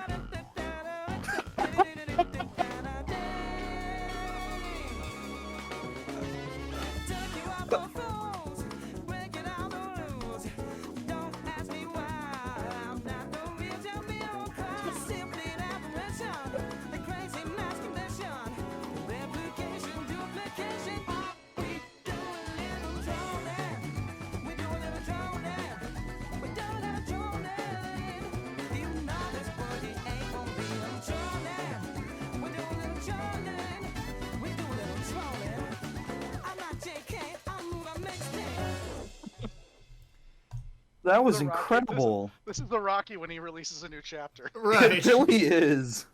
But so check it out. That was fantastic. The vocals in this video were AI generated using Sovit's SVC trained on roughly 5 minutes of data and using Shutdown's vocals as input. Uh-huh. So that's the whole point. It's like, it's gained a lot more traction. AI is not art. It's whatever. So he's like, I'm kind of against this, but we just made against this. it. We understand this issue completely. The only Right. AI-assisted part of this track were the vocals, which still required a good impression to use as input data. Otherwise, the JK clone wouldn't sound Well, that's right. the other thing is when you hear AI songs like or you know, Mr. Krabs singing Steven Universe song or whatever. Sure. It's like haha funny, but it doesn't. It can't sing. Right. It doesn't capture the way. That's not how Mr. Krabs would sing the song. Right. That's just taking a sample of his voice and just kind of fitting it like a sleeve over the song. It's Right. not. It doesn't capture the same effect.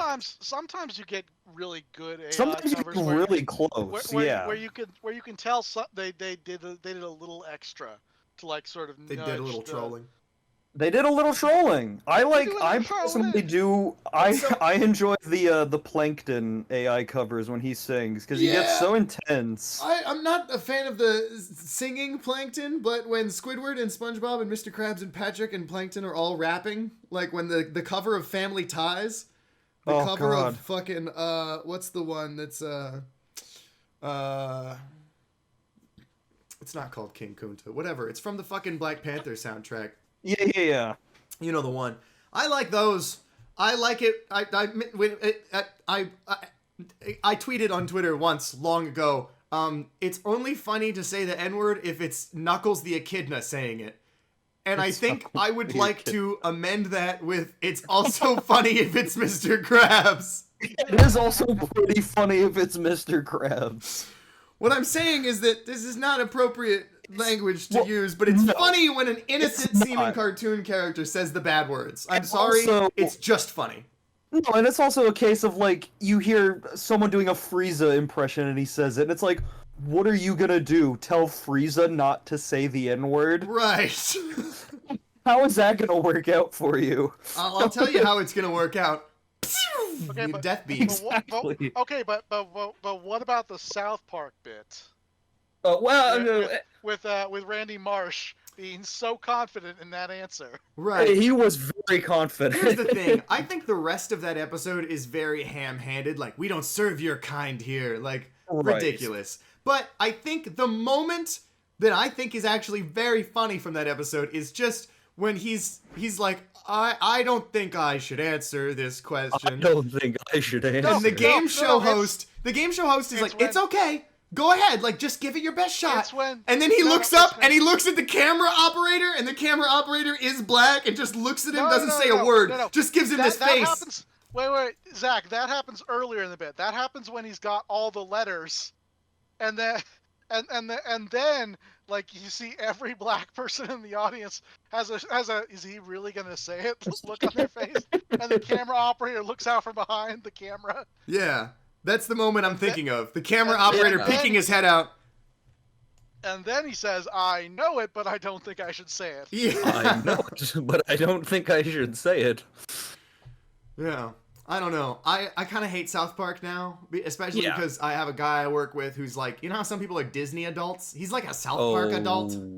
Oh, And he's like, I don't. that somehow makes my skin crawl more than the idea of a Disney adult. yeah, it's a little rough. And I like him, but I don't- also like he's like a bigot secretly, and he just will make jokes that are like, oh, I know you don't think that's a joke. I know you just really believe that. But he's my Yeah. boss, so I have to fucking watch the stupid clips of fucking SNL sketches that he wants to show me. Ugh. I don't watch South Park. I just think that one clip is really fucking funny. I will agree with you. I've seen the whole episode. I used to be into South Park. I think the rest of the episode is a little like, I think the joke gets old pretty fast. And I think it's very ham-fisted. But I think that specific moment, just the cameraman peeking his head out from behind. I do I think never that's a get tired problem. of the fucking audacity of this man as he belts out the answer with confidence. Only Full for confidence. only for the letter to turn around and it's an A. And it's an A. Bummer. Ooh, we're sorry. The correct answer was...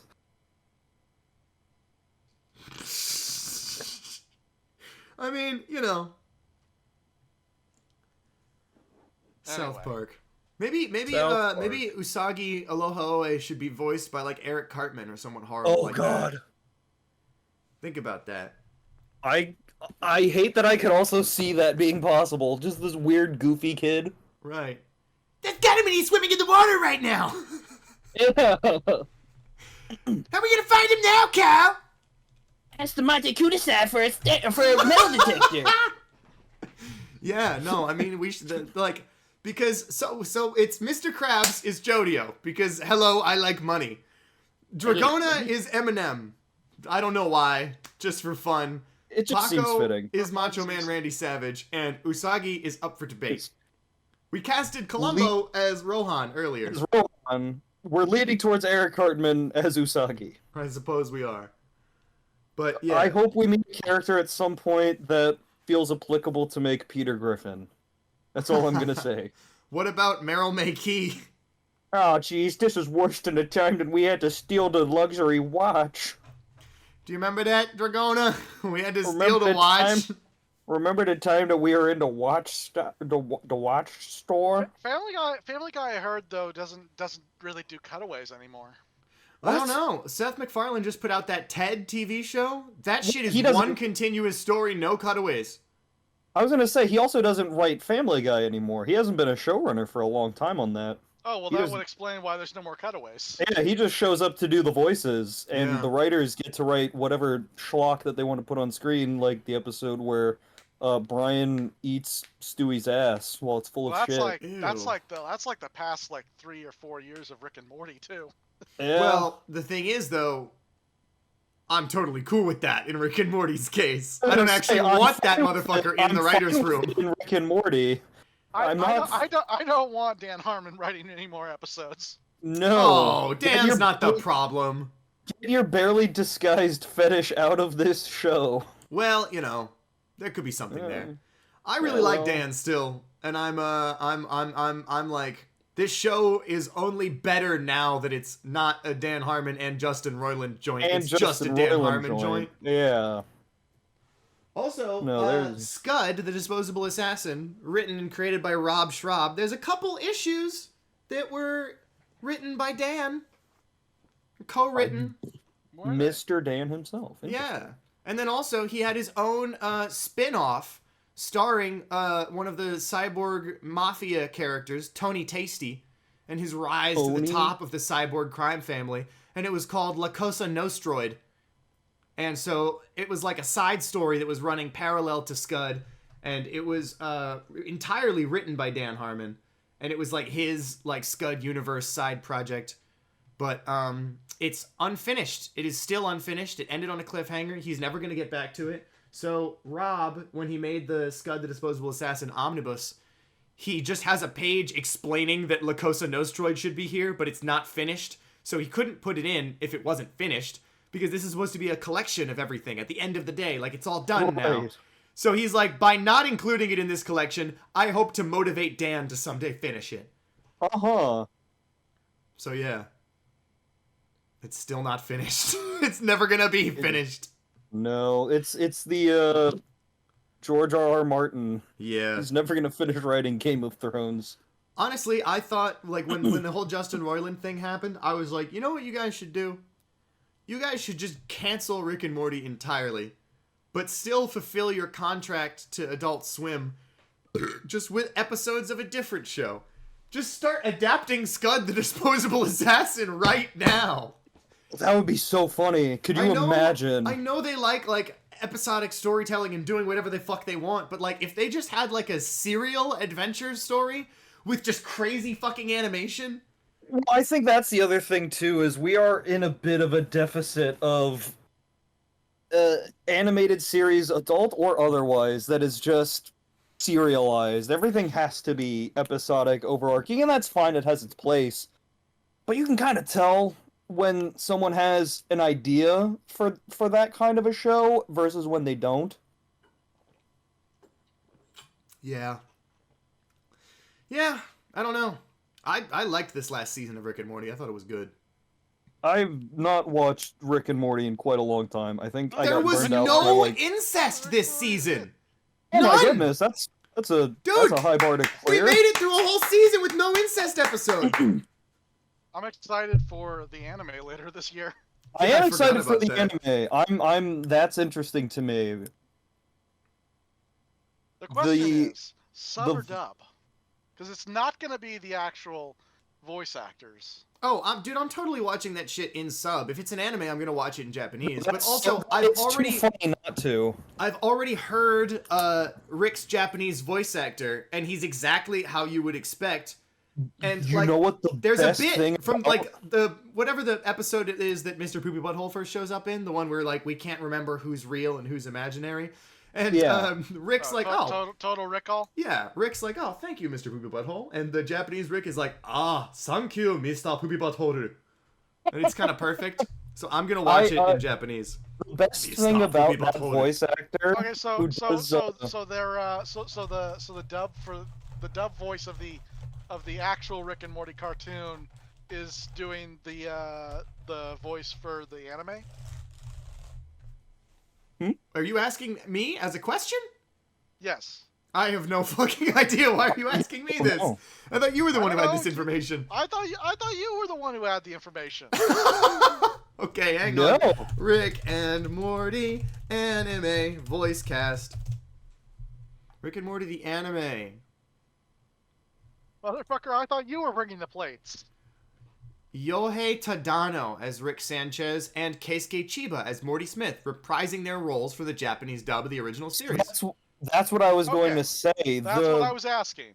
Yeah, so it is the same. Japanese voice actor for Rick. He also dubs in Japanese Dr. Doofenshmirtz from Oh, Phineas really? and Ferb. Yes, and King Candy from Wreck-It Ralph. Huh. And I'm very excited because he's also going to be Dr. Vegapunk in the upcoming arc of One Piece. Oh, wow. Yeah, so he's got the whole mad scientist / goofy I'm King Candy voice kind of down perfectly for Dr. Vegapunk, who is literally just a combination of those two kinds of characters. I think it's great. I have a question. Yes. I saw a Twitter post the other day which was like, why did Vegapunk give himself huge naturals? Is this correct? Is this It is true? correct. So Dr. Vegapunk, because he felt like he was very behind on his work and his physical body couldn't keep up with the rate at which his mind was coming up with ideas, he basically split his body into... People joked about it, called it like the 7 paths of punk. But he basically just did that. He just did the whole pain thing, and he split his body. He split his mind into several other bodies, with his main body being the Stella, and the other ones being the satellites. 3 of which are, in fact, big booby anime women. Isn't And, it like- you know... She's So, like, so he did. I have he did terabytes of data in my titties. Yeah, pretty much. So his plan was Voldemort's plan from Harry Potter, but with anime girls. With anime girls and then cool robot guy. See, that's the thing is, like, there's only one cool robot guy with, like, the Daft Punk helmet. The other 2 are goofy robots, and then the remaining punks are just hot anime girls. Also, your impression of King Candy a second ago was pretty good. Thank you. You want to hit a guy with glasses? That's it. Oh, very clever. You hit a guy with glasses. Very, very clever. Oh, well, that's on me then. He hit a guy with glasses. With glasses. Okay, we can all do the voice. All It's a right. good voice. It's funny. Back to the chapter right now. We're going back to the chapter. All right. Make sure you hold onto that thing tight. It's $6 million. Jodio, what's your attack range on your rain, bro? And he says, November Rain's range is a 3-meter radius and a height of 4 meters. Now, class, I want to ask you something. Who here knows what a meter is? Like, off rip, It's like- just off the top of your head. You have a concept of how big a meter is. No. Roughly a yard. Roughly a yard. That's correct. I don't know how When I big a first yard started is. using Discord, it's 3 feet. When I first Okay. started using Discord, I e-dated this girl from Australia for a couple months.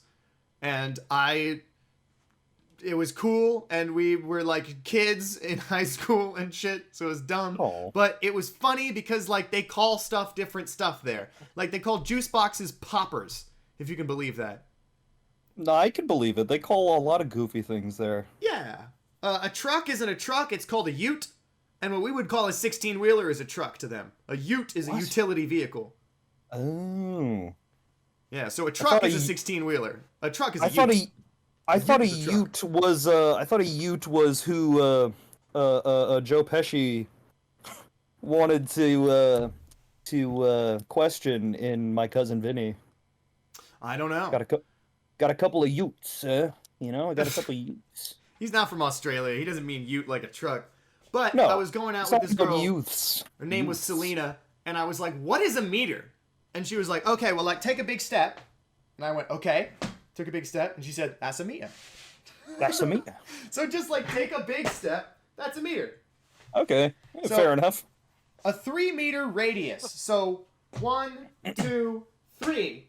But Three get big this, steps. it's actually Three big a steppy. 6-meter diameter. Think about that. Oh.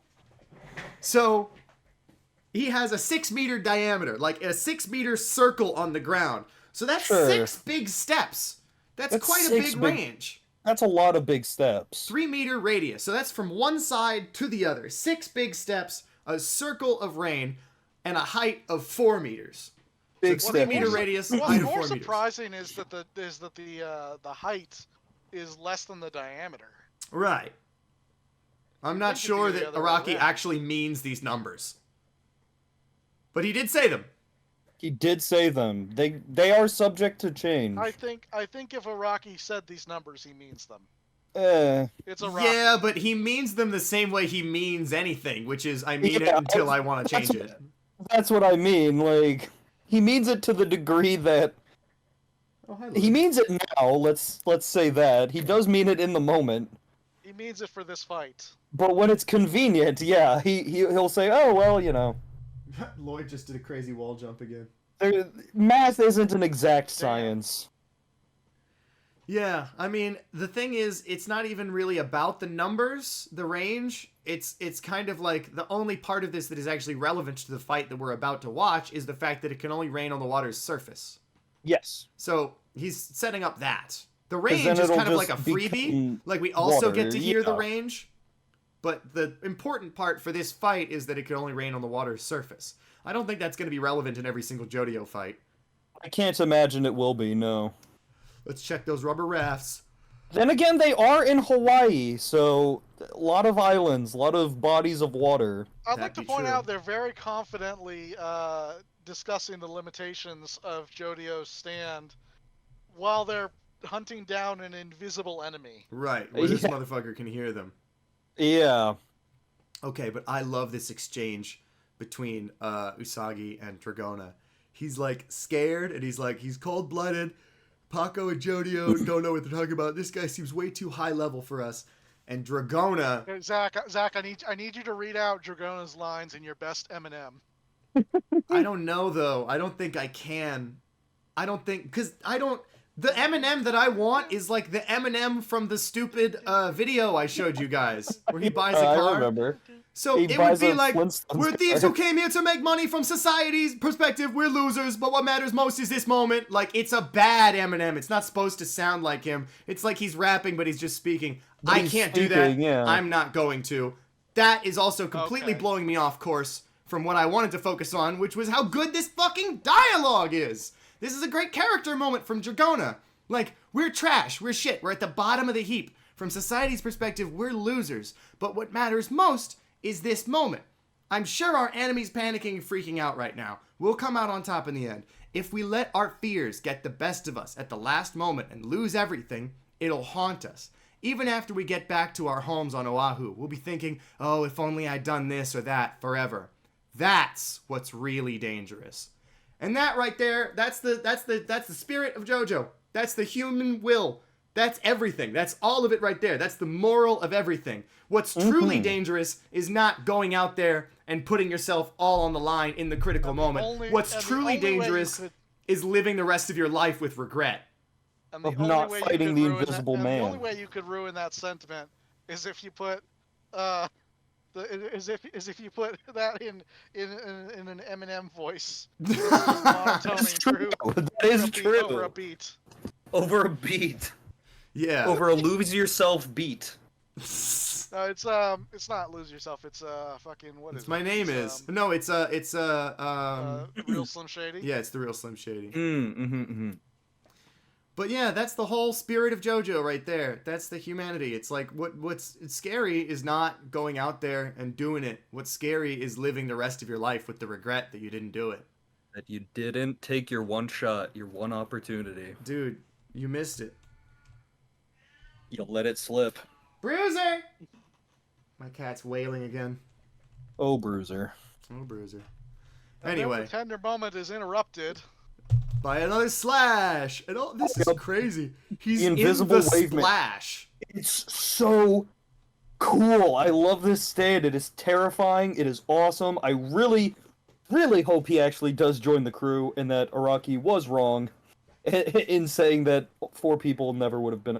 Because maybe that was a double meaning. I know we're jumping ahead a little bit, but maybe the 4 people never would have been enough was more of a introspective moment, and like he was glad that they got more than 4 people. I don't know. We'll get to that. Well, Think 4 that people maybe- certainly wasn't enough to keep this guy from stealing the diamond away from them. Maybe, yeah, maybe that's not like in media res at the end of the series. Maybe that's more. Maybe we're gonna catch up to that monologue sooner than we think. I don't know. Maybe it's by inviting this person to join their team that they actually like succeed and things end up going well for them. So Jodio is saying fighting was never going to work no matter how many people we had. Yeah, I don't know. I I don't know if it's this way or It that. would be a very interesting twist if they ended up recruiting more characters than they end up killing or permanently defeating, retiring, if you Yeah. would. You know what's crazy? It would is be that- very interesting, especially if this is like the part 5 parallel, and it's them building up Well, their own gang, their own like fact that- syndicate. The fact I that was about like, to say, up until part now, we 5. viewed this. Sorry, go ahead. The fact that we've up until now we viewed this as the Steel Ball Run Part 5, it is sort of like why this moment throws us so much is because if you think about Part 5, it didn't really have the beat your enemy and recruit them moment. No. I was about to Yeah. bring that up. In You part 5, they started- pretty Yes. much kill everybody dead that they fight. That's why I thought this was the 4 that we were going to stick there's, with. There's Bucciarati technically. Sure. But that's before they actually The gang is like- assembled. like the gang comes with Bucciarati. Yeah, exactly. Bucciarati and he It's gangs. his, and he it's his gangs the part. gang. Yeah, it's his actually crew. not even quite like our main character is doing it. It's like Bucciarati fought his villain of the week and decided to recruit them instead. Exactly. Yeah, it was a role reversal. Well, I mean, that kind of Bucciarati- goes along with Bucciarati is, in some respects, the main character of the part. Ostensibly the main character. Yeah. Yeah, until he undergoes Giorno- more. Sort of like when Gyro dies and Johnny has to step up and fill his shoes Yeah. and defeat the final boss on his own. At a certain point, Giorno, it's And absolutely you know, his with, story. with that interpretation, that actually does set up nicely the ending of Part 6 because Jolene doesn't beat Poochie. No, Yeah, she decidedly does not. yeah. At least not directly. Her actions defeated Poochie. You know what's crazy? When you mentioned this being the part 5 parallel, I was going to talk about how they are just fucking killing everybody in that part, basically. Yeah. But then it struck me, wouldn't it be cool if this was a part 5 and a part 6, and like we have the crime story and then a prison story in the same part? If this merges into a prison story, I think that would be so cool. I think I brought that I think up, you like, did. earlier in the part. Yeah, I'm pretty sure you did. It's like what if he's would narrating make this from sense. jail and then he needs to break out. Yeah, the mid-part like break is that they're in jail. When we well, catch up I to might have just cryptomnesia'd that from you. I felt like I just came up with it, but if it's something you actually said a couple podcasts ago, like we have recorded evidence. I can't claim it's prove mine. Quite the contrary. Yeah, I think I just cryptomnesia'd you on that one. But the idea crossed my mind, and I was like, that's awesome. This man went into my dreams and did an extraction like in Inception. He heavens doored it out of your mind, your memory. Heaven's a door! Oh, this is pretty good. I'm gonna write a fucking... Oh, not bad. Glad I thought of it. Dude, you just erase it from him and write it down on a sticky note in your You pocket. made this? I made this. I made this. Heaven's door. I made this. You made this? Heaven's a door! I made this. Oh wow, good idea, Rohan. Wish I thought of it. Man, I wonder, that would be like, if Rohan wasn't a good guy, that would be like a thing. Like, he's the manga artist with that power. It turns out he's a fraud and he's never had any actual good He ideas. steals every Wait, idea. Rohan- Just steals every Rohan idea. Steals? No dignity! Dignity. And he just like, he heavens doored himself and wrote in himself, I know how to draw really well. Like, he's just a fucking cheater. Yeah. He's a Oh my fraud. god. He totally could do that though, couldn't he? Huh? I don't think we've ever seen him write anything in himself. I don't know. Maybe we haven't. I don't know. Maybe it's too dangerous. Because Wouldn't he could just wouldn't write down, like, I don't know that I have a stand, and then just be fucked. Wouldn't he? And Wouldn't then he he'd be just like, why did I do that? Well, if he can write in people, I cannot attack Rohan Kishibe, why wouldn't he just write in himself, I cannot I be cannot attacked? be if that was an hurt. Yeah. ability- If that was an ability that he had. Well, because I think that my book body can't police what other people's book bodies do. You know, like, it's magical, it's metaphysical, it's spiritual, but it's not going to allow me to just, like, project a force field. So I have to, like, write something in him to cause an action not to happen, rather than write in somebody else that an action won't affect them. I don't think... But we've seen that he has the ability to, like, make impossible things happen. Like, when he made Josuke fly backwards out of the tunnel. He gave Koichi a working knowledge of conversational Italian. Yeah. Yeah. I don't know. It is metaphysical and spiritual and magic, but I don't know what the rules on it are, and they seem pretty poorly defined. He was also able to give Koichi temporary blindness. Yeah, he took his sight away. Well, I mean, that makes sense if you write in somebody's life story, and then I went blind. And that's the last sentence of the book. Alright, so the guy is inside of the wave. Back to the chapter. B-dee-dee-dee-dee-dee. The guy's inside the wave. He's inside the splashy water spray. He goes and he slices at Paco's ankle, and he really slices the fuck out of it. Like, he gets a pretty deep, solid cut. I honestly thought his whole, like, foot was gonna come off. He's about to get his ass. He's got the knife to the throat. And Dragona's like, Paco! And then Jodio, from behind, gets him in the headlock and gets the knife. And then this guy talks for the very first time. He speaks. Oh, I'm sorry. I got locked in on researching this. Okay. This information below derives from Rohan Goes to the Louvre, which features details conflicting with the rest of JoJo's Bizarre Adventure series. As such, it may not be considered canon. It says, while Rohan cannot read his own memories, he may write commands on himself. In one example, by writing on his forehead, he commands himself to repress all memories of the events of Rohan at the Louvre, though they return after the command rubs off. The canonicity of this is questionable, as the Rohan from the one-shot is not the same Rohan from the main series, and the contradictory nature of the one-shot in terms of how Rohan acquired his stand. So that may or may not be canon. He may not be able to do that. It's the multiverse of Rohan. It really is, huh? The one character in the consistent JoJo multiverse isn't even a JoJo, it's Rohan. Well, I think that the JoJos are different because they're JoJos. And because he's Rohan, he's just allowed to keep being Rohan. He really is. Good for him. Yeah, fuck yeah. So, fuck yeah, Rohan. This character is talking for the first time. Knife guy, knife person. Well, he has talked before. He had that one. Oh, he said, when he got it. The rock. And he talked as not Paco. Oh, yeah, he talked as Imposter Paco. Imposto. So this is crazy because he's got him in a headlock.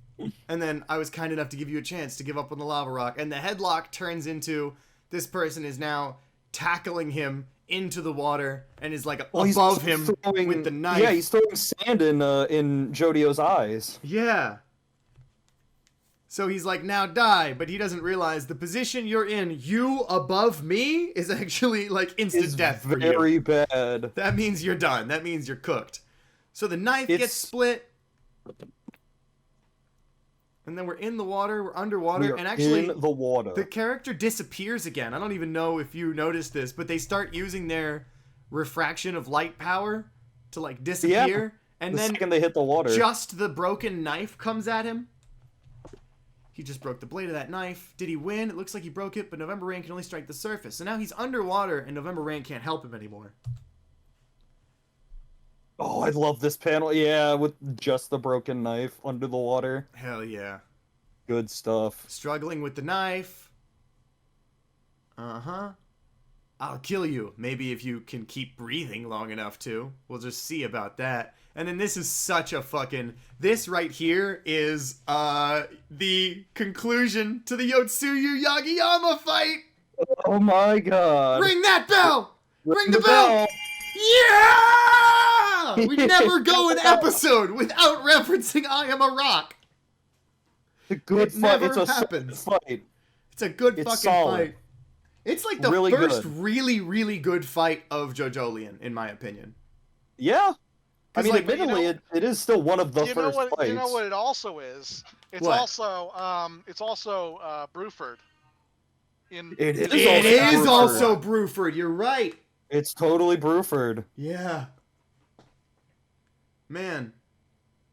Yeah, that's the Gotta first, grab like, the- gotta really, grab those really air good bubbles. fight in JoJolian. It's the one where he says, I'm not going to use my bubbles to defend anymore. I'm going to use them to attack. And he To does the very attack. first exploding bubble. Yeah. He, like, pops it right in his face. Whoop.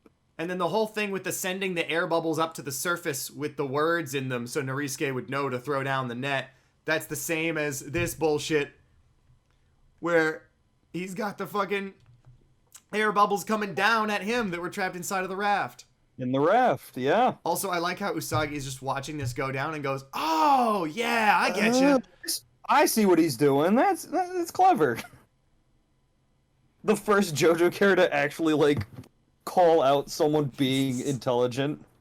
That's like in fucking season 5 of Better Call Saul, we finally, like, Hank has a cameo for like 2 episodes, and he meets Saul Goodman, and he's like, "Seriously? That's your name? Like, it's all good, man? Seriously?" All good, man. He's the only person Yeah. in the entire series that ever, like, calls out that he's named that. Like, we Well, of assume everyone course. else gets the reference, but he's the only one who's like, "Seriously? That's your name?" That's what you're going with? bunch of dumb fucks in Albuquerque. Yeah, well. Bunch of dumb fucks. They don't understand And, the wordplay. and Albuquerque. Cicero, apparently. And Cicero, yeah. Man, I was just thinking about that. The scene where he goes back to Cicero and then Marco dies. And, like, Kim calls him on the phone and is like, "Hey, how are you doing with your visiting back home? Like, did you get all your homesickness out of your system?" And he just goes, "Yep." And he, like, puts out his cigarette and just goes back to Albuquerque. Like, he never told Kim about Marco. Never. And, of course, why would he? But, like, sad. So sad. I think failure to communicate was one of the reasons why their marriage failed. Yeah, man. I mean, like, there's tons of reasons, but, like, you could see that a constant with him is that he knew he was doing the wrong thing, but just couldn't help himself. He was like, he would find any way to do some mental logic to be like, "No, but this is actually all right that I'm doing But this." I love doing the wrong thing. He loved it. If he could convince It himself that always- it was, like, It always appropriate. works out. He liked it. He was good at it. He was good at it. He was alive. Anyway, so this with the drinking of the bubbles underwater, and then the thing. What do you think? The rain's still pouring down. Yeah, it sure is lasting a while. But that means he's okay Jodio's down there, alive. right? Yep. If the rain's still pouring, that means he's alive. Yeah, that's right. It's Jodio's stand, so that must be the case. And the enemy It's should a be nearly drowned. multi-layered fight. I do appreciate it. The guy down there. I said I was going to kill him before. I take that back. Let's make him one of us. I get the impression that he's a pretty good guy. Like, his knife wielding sucks ass. And I said before that he'd cut off the cat's heads and showed them to Jodio. But when I took a peek inside the bag after it fell on the ground earlier, it turned out that was another one of his tricks. He just I used his think ability. I might have also called this if we go back into the footage. I think I remembered the think cat so. heads being an illusion thing. Yeah. I think you probably said, like, but couldn't they just be, That's- like, potatoes? That's pretty massive Something. if true. That's pretty massive if true. If true. I might be giving myself too much credit, but We can I think scrub we the did tapes. talk about that though, because it was when we were talking about how Paco comes back. Because we were analyzing, like, at what point is he imposter Paco and at what point is he And how normal. would the cat heads have gotten? Yeah. Right, and how so would the he have cat gotten them heads- in the bag? The cat heads is, like, the first thing. And, it was, sorry, I'm fucking with my, pages here. But the cat heads and Jodio... Sorry, not Jodio. The cat heads and disguised Paco showing up at the same time was kind of a clear tell once we realized that Paco was disguised, that they were probably disguised too. But I'm pretty sure we did discuss the possibility of the ability being used on... Because it's like, would he have just had them in his pocket and then placed them in the bag of food from the food court? Ironically, one of the things that we discussed could have been due to an illusion was the changing style of the knife blade. Yeah. Although apparently the knife was the only thing that wasn't That was covered by the illusion. absolutely consistent, It was yeah. the only constant. The knife was real the whole time. Incredible. So he says the bag had just 3 potatoes inside it. So based on that, I think he's keeping those 3 cats as pets in the jungle. And it looks like the guy down there Support cats. knows on the- more It's about all the due- characteristics of Lava Rock than even that mangaka Kishibe Rohan knows. Ain't that right? So we can make this a So, win-win so situation. if the knife isn't changing because of the guy's stand ability, then the knife must also be a stand user. Knife must also totally be a stand use. It's Knife a rock size. insect. I was gonna say It's- the knife is a rock animal. It's a rock animal. Oblada 2. What's a new It's, gibberish it's- song it's- that we can? Oh god, What if I'm it's trying called to think of Back the one. Knife? What if it's Mac the Mac Knife the is pretty Knife. good.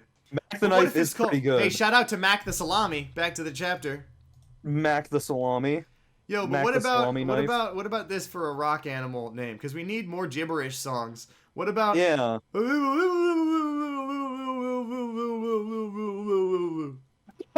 What about that? I think that's a good. I think that's a good one. What about What's that trollololololololololol? Oh, Trollolo would be a great rock stand insect name. Yeah. Oh god, there was a really good one. I can't remember what it was. What if it but, was the hamster dance? Bibbidi-da-dee-da-do-do, dee-da-dee-da-do. No, there was BBD da dee da do do. That's a perfect where, like, one. the title is there was a really good one where like the title is gibberish. I think it was like a police song. Did That do was- do do da da da? That was do-da-do-de-da-da-da. Yeah. That's all I have Oh. to say to you. Yeah, we used that That one was already. Was that one? That was the second rock insect. Yeah. Ah, shit. No, that was. Yeah, Or was it that the first one? The tower It's the one. first one after that Yasuo's hair clip, but the first one Yeah. is do do do di da da da, and then the second one is obladi oblada. The little rocks that stick to his face. Yes. Well, they look like cookies. Yeah. And they fill him with asbestos. No, that's obladi oblada. Oh Jesus Right? Christ! Yeah. I don't. I There's think if the one that obladi builds the, oblada gets you, then you get asbestos. you get asbestos, Have and you ever then seen that scene from The Simpsons where Homer is like looking in the ceiling, and he wipes the ceiling insulation and it says best, and he's like, at least we got the bestest ceiling insulation. Then he wipes it again, and then it says asbestos, and he goes, ah!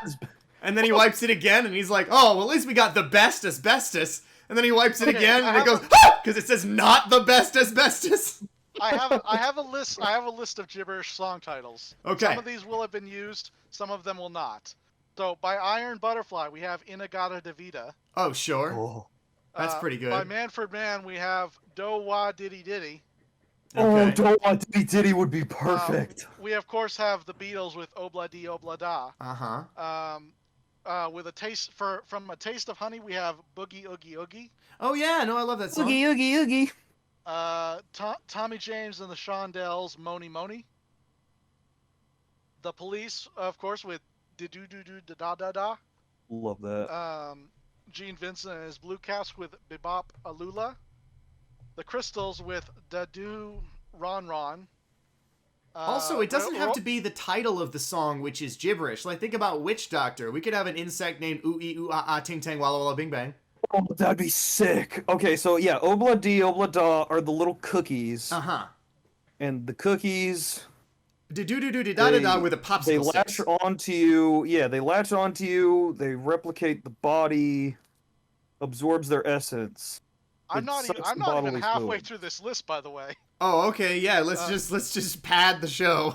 So why not? Why And not? the Imperials. I with, got work Shimmy in like Shimmy an Po hour. Po Bop. We gotta finish this No. up. Oh shit! I We're almost thought it done. was later.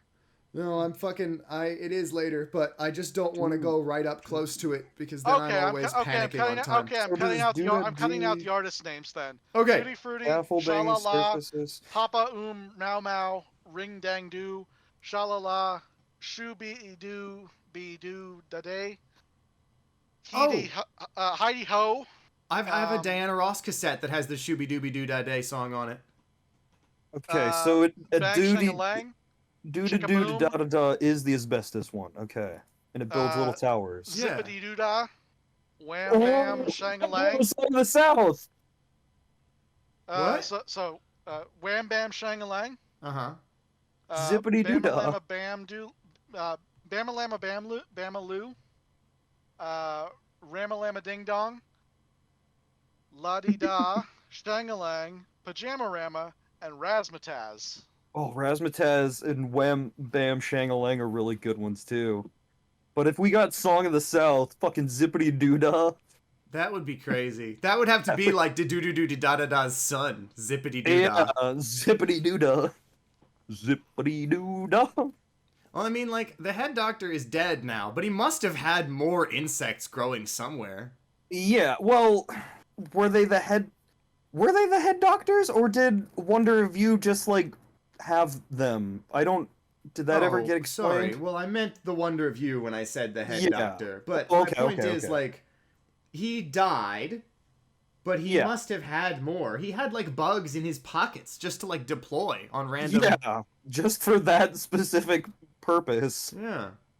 Get bugs in In his case pockets. shit ever gets too south, hit him with the pocket bugs. In case ever So shit gets too south, hit him with a zippity doo dah. With the zippity doo until dah such zippity day. until such time as the title is actually used, my headcanon is that the knife is called Inagata Devita. Inagata Alright. Devita. I'm down for that. Alright, back to the chapter. B-diddly-dee-dee-dee.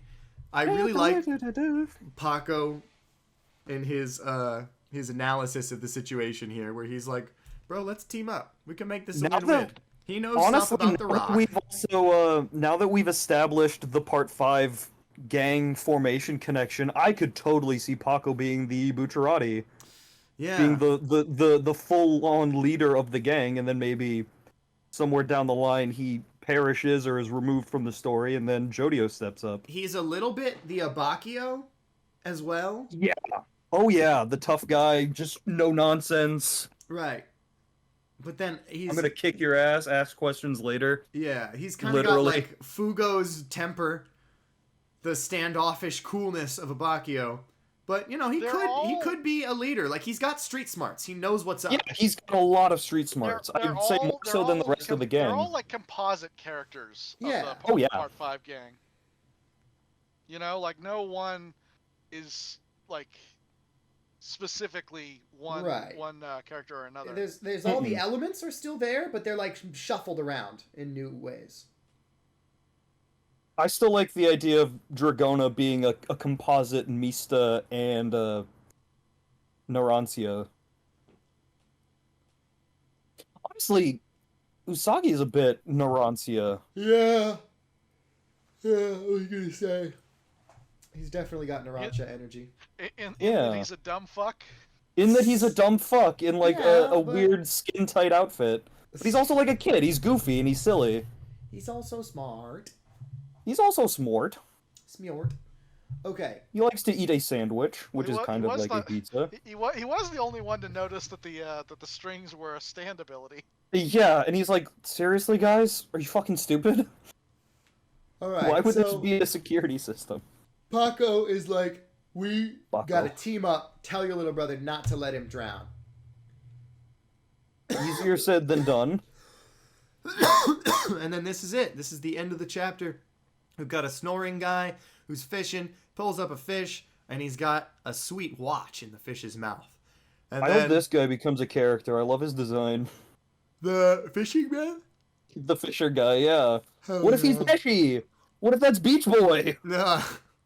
Come on now, it could be. What does the back of his shirt say? It says Paki. It does say Pecky. Anyways, so Maybe that's the stand symbol. Maybe that's also written on the fishing. so the last page here is they're just arguing about the fucking just find it, you idiot. Don't call me an idiot. Fucking... Well, you are an idiot. Who the hell kicks a luxury watch into an ocean? And you can bet it wasn't waterproof. I think I'm gonna go. Catch a ride with somebody else. Yeah. To be. I don't think it's working out. Anticlimactic way to end the chapter. It's a very weird place to end it. Extremely odd, even by JoJo's not even odd in a JoJo standard way where it's a weird, unexpected event. It's just like I'm gonna go off in this way. Like and this she's whole off thing, to a new encounter. like this whole thing with the watch could have been done before they got back into the fight with Knife Guy. Yeah. Quite literally, yeah. So now I'm like, is this significant? Is this character, are these two gonna play a bigger expanded role? Is this another double agent for the DA or whatever?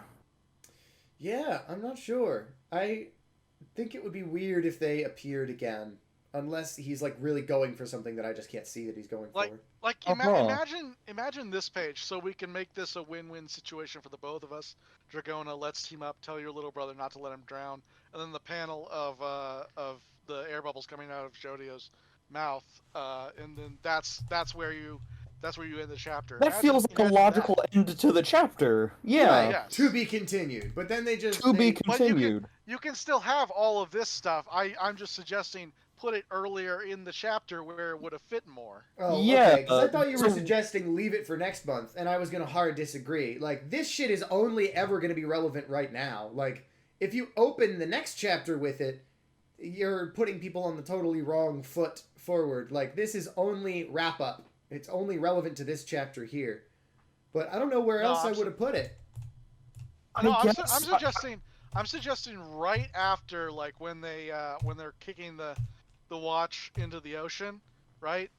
And then I guess that's only like I guess maybe it's just meant to be like a little comical stinger to the end of just to place the watch for next chapter, and then saying goodbye to this weird goofy couple, and then you hear like the goofy like part 4 jingle music as she walks away. I don't know. Yeah, you get like the blam That's weird that they do something with a more comical tone in the middle of a fight, though. Yeah, it's just it is weird placement. There's like a couple of gripes that I have with this chapter. One is that it's named The Hustle Part 2, which I guess if we want to treat it as Paco still like stepping up to be the leader of the gang, a la Bucciarati, then fine. But he still doesn't use the hustle at all. Like, not even a little bit. And then we have the weird subplot with the couple and the watch. Technically, if anything, this was more of a November Rain fight. It quite literally was. But also, can I just say, I really, really like so far how we're doing... Besides the hustle was used or shown in this chapter. Even the cats. I really like how we're doing a sort of like... If there's a stand battle going on, anybody who thinks their power can help, just feel free to jump in, you know? Like, we're not fighting one-on-one. I love that it's not just one stand at a time. Why don't we all just jump Dio at once? Yeah, because that's when, like, the most effective fights happen is when people team up. Yeah. In just any piece of media. But that's the thing, in Dragon Ball Z, there's an answer for this. It's, like, about honor and pride. There's no answer for this in JoJo. Why don't we just get 10 sand users and jump this fool? No, especially in parts 5 and 6 and 9, where they're explicitly criminals. Yeah. Let's just all fucking jump Diavolo at once. In a gang. Dude, we could just boot gang this fool as soon as he logs onto the server. Why didn't La Squadra just attack the gang all at once? Are they stupid? They're a team of assassins. You'd think they'd be able to work together. The only ones that are in a duo are Gelato and Pesci Sorbet. and Prosciutto. Fucking prosciutto, yeah. Hey, wait, hang on. That's not true at all. They're all in duos. Well, not all of them. No. But there's Pesci and Squalo Prosciutto. and Tiziano. There's Jorbet and Salato. And, sorry, Sure, Sorbet sure. and Gelato. No, and Squalo and two are dead. Tiziano. Those two are dead before the end of the. I the- know, the I'm just saying beginning there's of three. There's three story. pairs. Sure. Okay, and Chocolato and Secco, but that's actually Four that's not pairs! Squadra. That's not but they were in Squadra, Squadra. Yeah. And also Tiziano and Squalo weren't in Tiziano and Squalo. but they weren't part of La Squadra. They were his elite guard, weren't they? Were they? Was They that, were. I thought those guys Yes. were also. that was Diablos. after the betrayal. Yeah. Yes. That's after Metallica. So why didn't Squadra all jump them at once? That's what I'm saying. He could have just the only two that wouldn't have worked in synergy would have been Prosciutto and Gakyo, because the cold from White Album would have made people return to their ages. So, but just keep them away from each other and you're fine.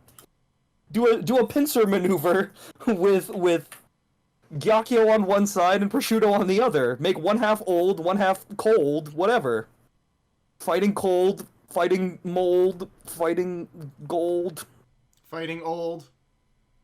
Why didn't he You know just he could have just sucked everyone on them at the same time? Is Diavolo stupid? The hill that I will always die on is a far more interesting way to beat King Crimson that wouldn't have felt like an asshole. Would be just everyone jumping at once. Yeah, everyone.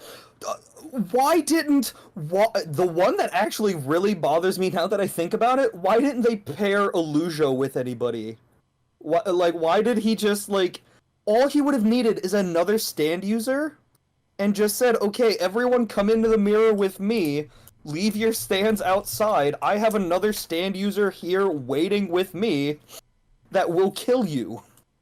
He should have teamed up with Prosciutto, turned everyone old in the mirror dimension until they died. He's actually a member of La Squadra? Because I don't fucking Yes. believe that he Yes, is. that was before they betrayed the boss. So yes, that was the Squadra. He was part of La Squadra. Okay. It seems like...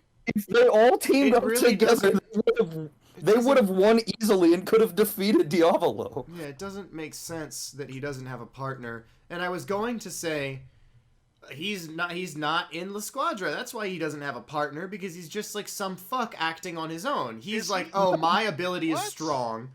But he is part of La Squadra. I was wrong. That's the point. I looked it Yeah. up to see if my point was valid, and it's not. I was gonna say that does throw a wrench in the whole thing.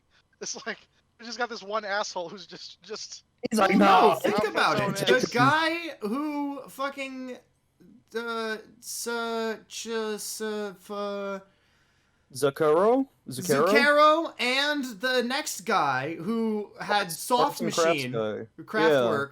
Kraftwerk. Yeah, the Kraftwerk guy and him, they were both just some fuck operating independently. Neither of them were La Squadra, neither of them were part of another unit. They had heard that Polpo died Yeah, and that they were Bruno was gonna get the money, and they just Yeah, wanted his they were money. both in wait a cahoots. minute. Didn't the anime retcon that so that they were Squadra? No, but in I the don't car think so. scene They were- where you only see one of them and the other's in shadow, they made it so that they're both illustrated. You can see both of them, yeah. That's all you get, is that they were working together, but independently. Zucchero is a tertiary antagonist, is a Passione operative and Sale's partner, but also a stand user. He ambushes Team Bucciarati with his soft machine for the possession of Polpo's treasure. Yeah, so Zucchero and Sale. And they're not part of La Squadra or any other team. No. It gets really confusing because It's very muddy. Part 5 is very muddy. There are so many factions in play. Yeah. Yeah. Which I think is kind of why future parts we reduced the cast size and organizations significantly, it is like, okay, here's our main group of people. Here's the bad guy. Here's Steel Ball Run. Here's Johnny and Gyro, they're a team. Here's the President of the United States, and everybody else is just some jackasses out A for their own villain gang. of the week, yeah. Valentine has like No. maybe 3 goons to his name. He had Blackmore, he had He had the fucking Wired Beck, right? he had Wired Beck. Or not Wired, Pork Pie Hat Kid with the stand him. wired. That's Wired. Wait, Wired Beck was equivalent. it Wired or Wired Beck? Wired Beck was from part 2. Wasn't Joseph that just fought him Beck? Joseph fought him in the desert, and then Wired is the stand of Pork Pie Hat Kid. Why if does I'm he use remembering. why does he use such similar names? I don't know. He have no loves fucking Love idea. Deluxe, Love Deluxe, and Love. Oh god. Okay, but okay, in that case, that was intentional. That was intentional, yes, but god damn it, Araki. I don't think there was anything intentional about him naming the fucking Pork Pie Hat Kids stand, which is actually Wired. more like Beach Boy. Yeah. As fucking Wired when he'd already used Wired Beck. Yeah, but Wired Beck's power isn't even wires. It's spikes. I know. He makes spikes. At least Pork Pie Hat Kid uses a wire. I guess. It's just like when he fucking reused Earth, Wind, and Fire. Oh god. Man. And here's the Man. thing is that I feel like the second one should really have been called Earth, Wind, and Fire. Not Exactly, the first. yes, that would have been a much more fitting one. I definitely would have preferred if the meteorite stand could be called Earth, Wind, and Fire, and it wasn't already used up on fucking... Oh, hi, Lloyd. Another wall jump from the cat. It wasn't already used up. What would you have called Mikitaka's stand? Not Earth, Wind, and Fire. Rubber Soul? That was already used! I know, I'm joking that, like, now we need to go take Rubber Soul and change that to something. Yeah. Rubber Soul would be a Take it great back. stand name for Mikitaka, though. Come on. Rubber Soul would have been great, yeah. It Well, would have, yes. Rubber Soul was technically just the guy's name. It wasn't a stand that was already used. Okay, but Fucking Chris why already not? isn't happy that there's the Blue Hawaii in Part 8, and Blue Hawaii is the name of President Valentine's yacht God. in Part Yeah. 7. I'm waiting for the Blue Hawaii that will appear on Hawaii in JOJOLands. Dude, it'd be cool if they were just, like, in a music store or something, and they just illustrated, like, a copy of Elvis, Blue Hawaii, Oh, just God. sitting over there. That'd be great. They just show the fucking single. Now you don't know what to think. Yeah, exactly. Oh, man. Wait a minute. When was Hawaii colonized? Within the last When 100 did it years. But when did that become a U.S. territory? It was After the events of Part 7 of Steel Ball Run. Does it? Yeah, 1959. that was when it became a Okay. state. It became a U.S. territory in 1900. Okay. Okay, so it still would make logical sense for the boat to be called Blue Hawaii? No. No? Steel Ball Run takes place in, like, 18... Is it the 1800s? Yes, it takes place in, like, 1888 or something. Oh boy. Just 10 years shy of annexation. 1890. Oh 1890. jeez. Oh, just Oh, 8 man. years shy of annexation. Just 8 years shy. Well, I mean, it's not like Hawaii didn't exist, but there's Yeah. almost very little reason for it to be named that in America. So this is 8 years before the annexation of Hawaii. However, Valentine is the president at the time. He's the president. So he of the probably United knows States. about it. Yeah, Wait a he minute. probably. What we're not accounting for is Valentine is multiversal. Oh, sure. It's Maybe he true. got the idea from a universe where Hawaii was Hawaii already was a U.S. state. already a U.S. state. Yeah, it could be. Maybe so. I don't know what Maybe to say. the Blue Hawaii was the stands we made along the way. I don't know. there's a non-zero chance Blue Hawaii period could just come back if they somehow get Dolomite to Hawaii. No, I don't know. we have to bring. Araki's gonna do what he wants. Yeah, He is before we doing can what do he wants. that, we need to check up on Josuke and Yasuo, and we need like a little like a word. Bring Han before he brings back a Part 8 character, he really will do whatever he wants. Fucking Ojiro Sasame could come back somehow. Somehow Ojiro has returned. They're gonna fucking dig up the skeleton of fucking fun. Yeah. And they're just gonna, like, hover it above. They're gonna use Limp Bizkit on it. Oh my god. Dude, that would be insane if Limp Bizkit came back. The whole fight is just fucking Jodio and Ojiro trying to get above each other. That would be so cool. They That's have, like, so a ladder. fucking funny. They're in, like, a ladder factory Yeah, or they something. keep in a ladder Go factory. down, motherfucker! Go down! Down! My ladder's taller! Don't try it, Ojiro! I have the high ground! Yeah, I have the higher ground. Ojiro's Fuck like, you. you underestimate my fun. And Jodio looks down and he's already got the markings on his hands. Yeah, he's got a step ladder on top of a regular ladder. Don't try it! Oh boy. Oh. Do we know Alright, how to well, end this episode? what'd you say? Do we know how to end this episode? I don't think we do. Does anybody want to wrap it up with some predictions? We've gone so far off the rails. My prediction is that Dolomite is gonna come back in the next chapter. My Dolomite is prediction- gonna come, and he inherited fun somehow. He unlocked like a rock human ability. No wait, Ojiro wasn't a rock human. He was just a regular guy. Never mind.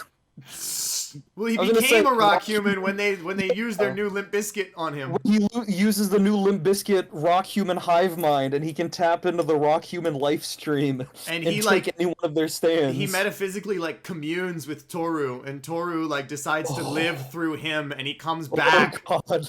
The Wonder of You Part 2. Somehow Palpatine returned. Somehow Palpatine. What No, if no, no, Toru no. is the Dio equivalent and he wait, comes Casey, back to life Casey. somehow? Casey, What? they'll call it U2. Oh! Oh! Because U2. that's how he spelled it. The It Wonder is. of You. It'll be called Two. U2. Yeah, exactly. And the user will be named Bono. Any questions?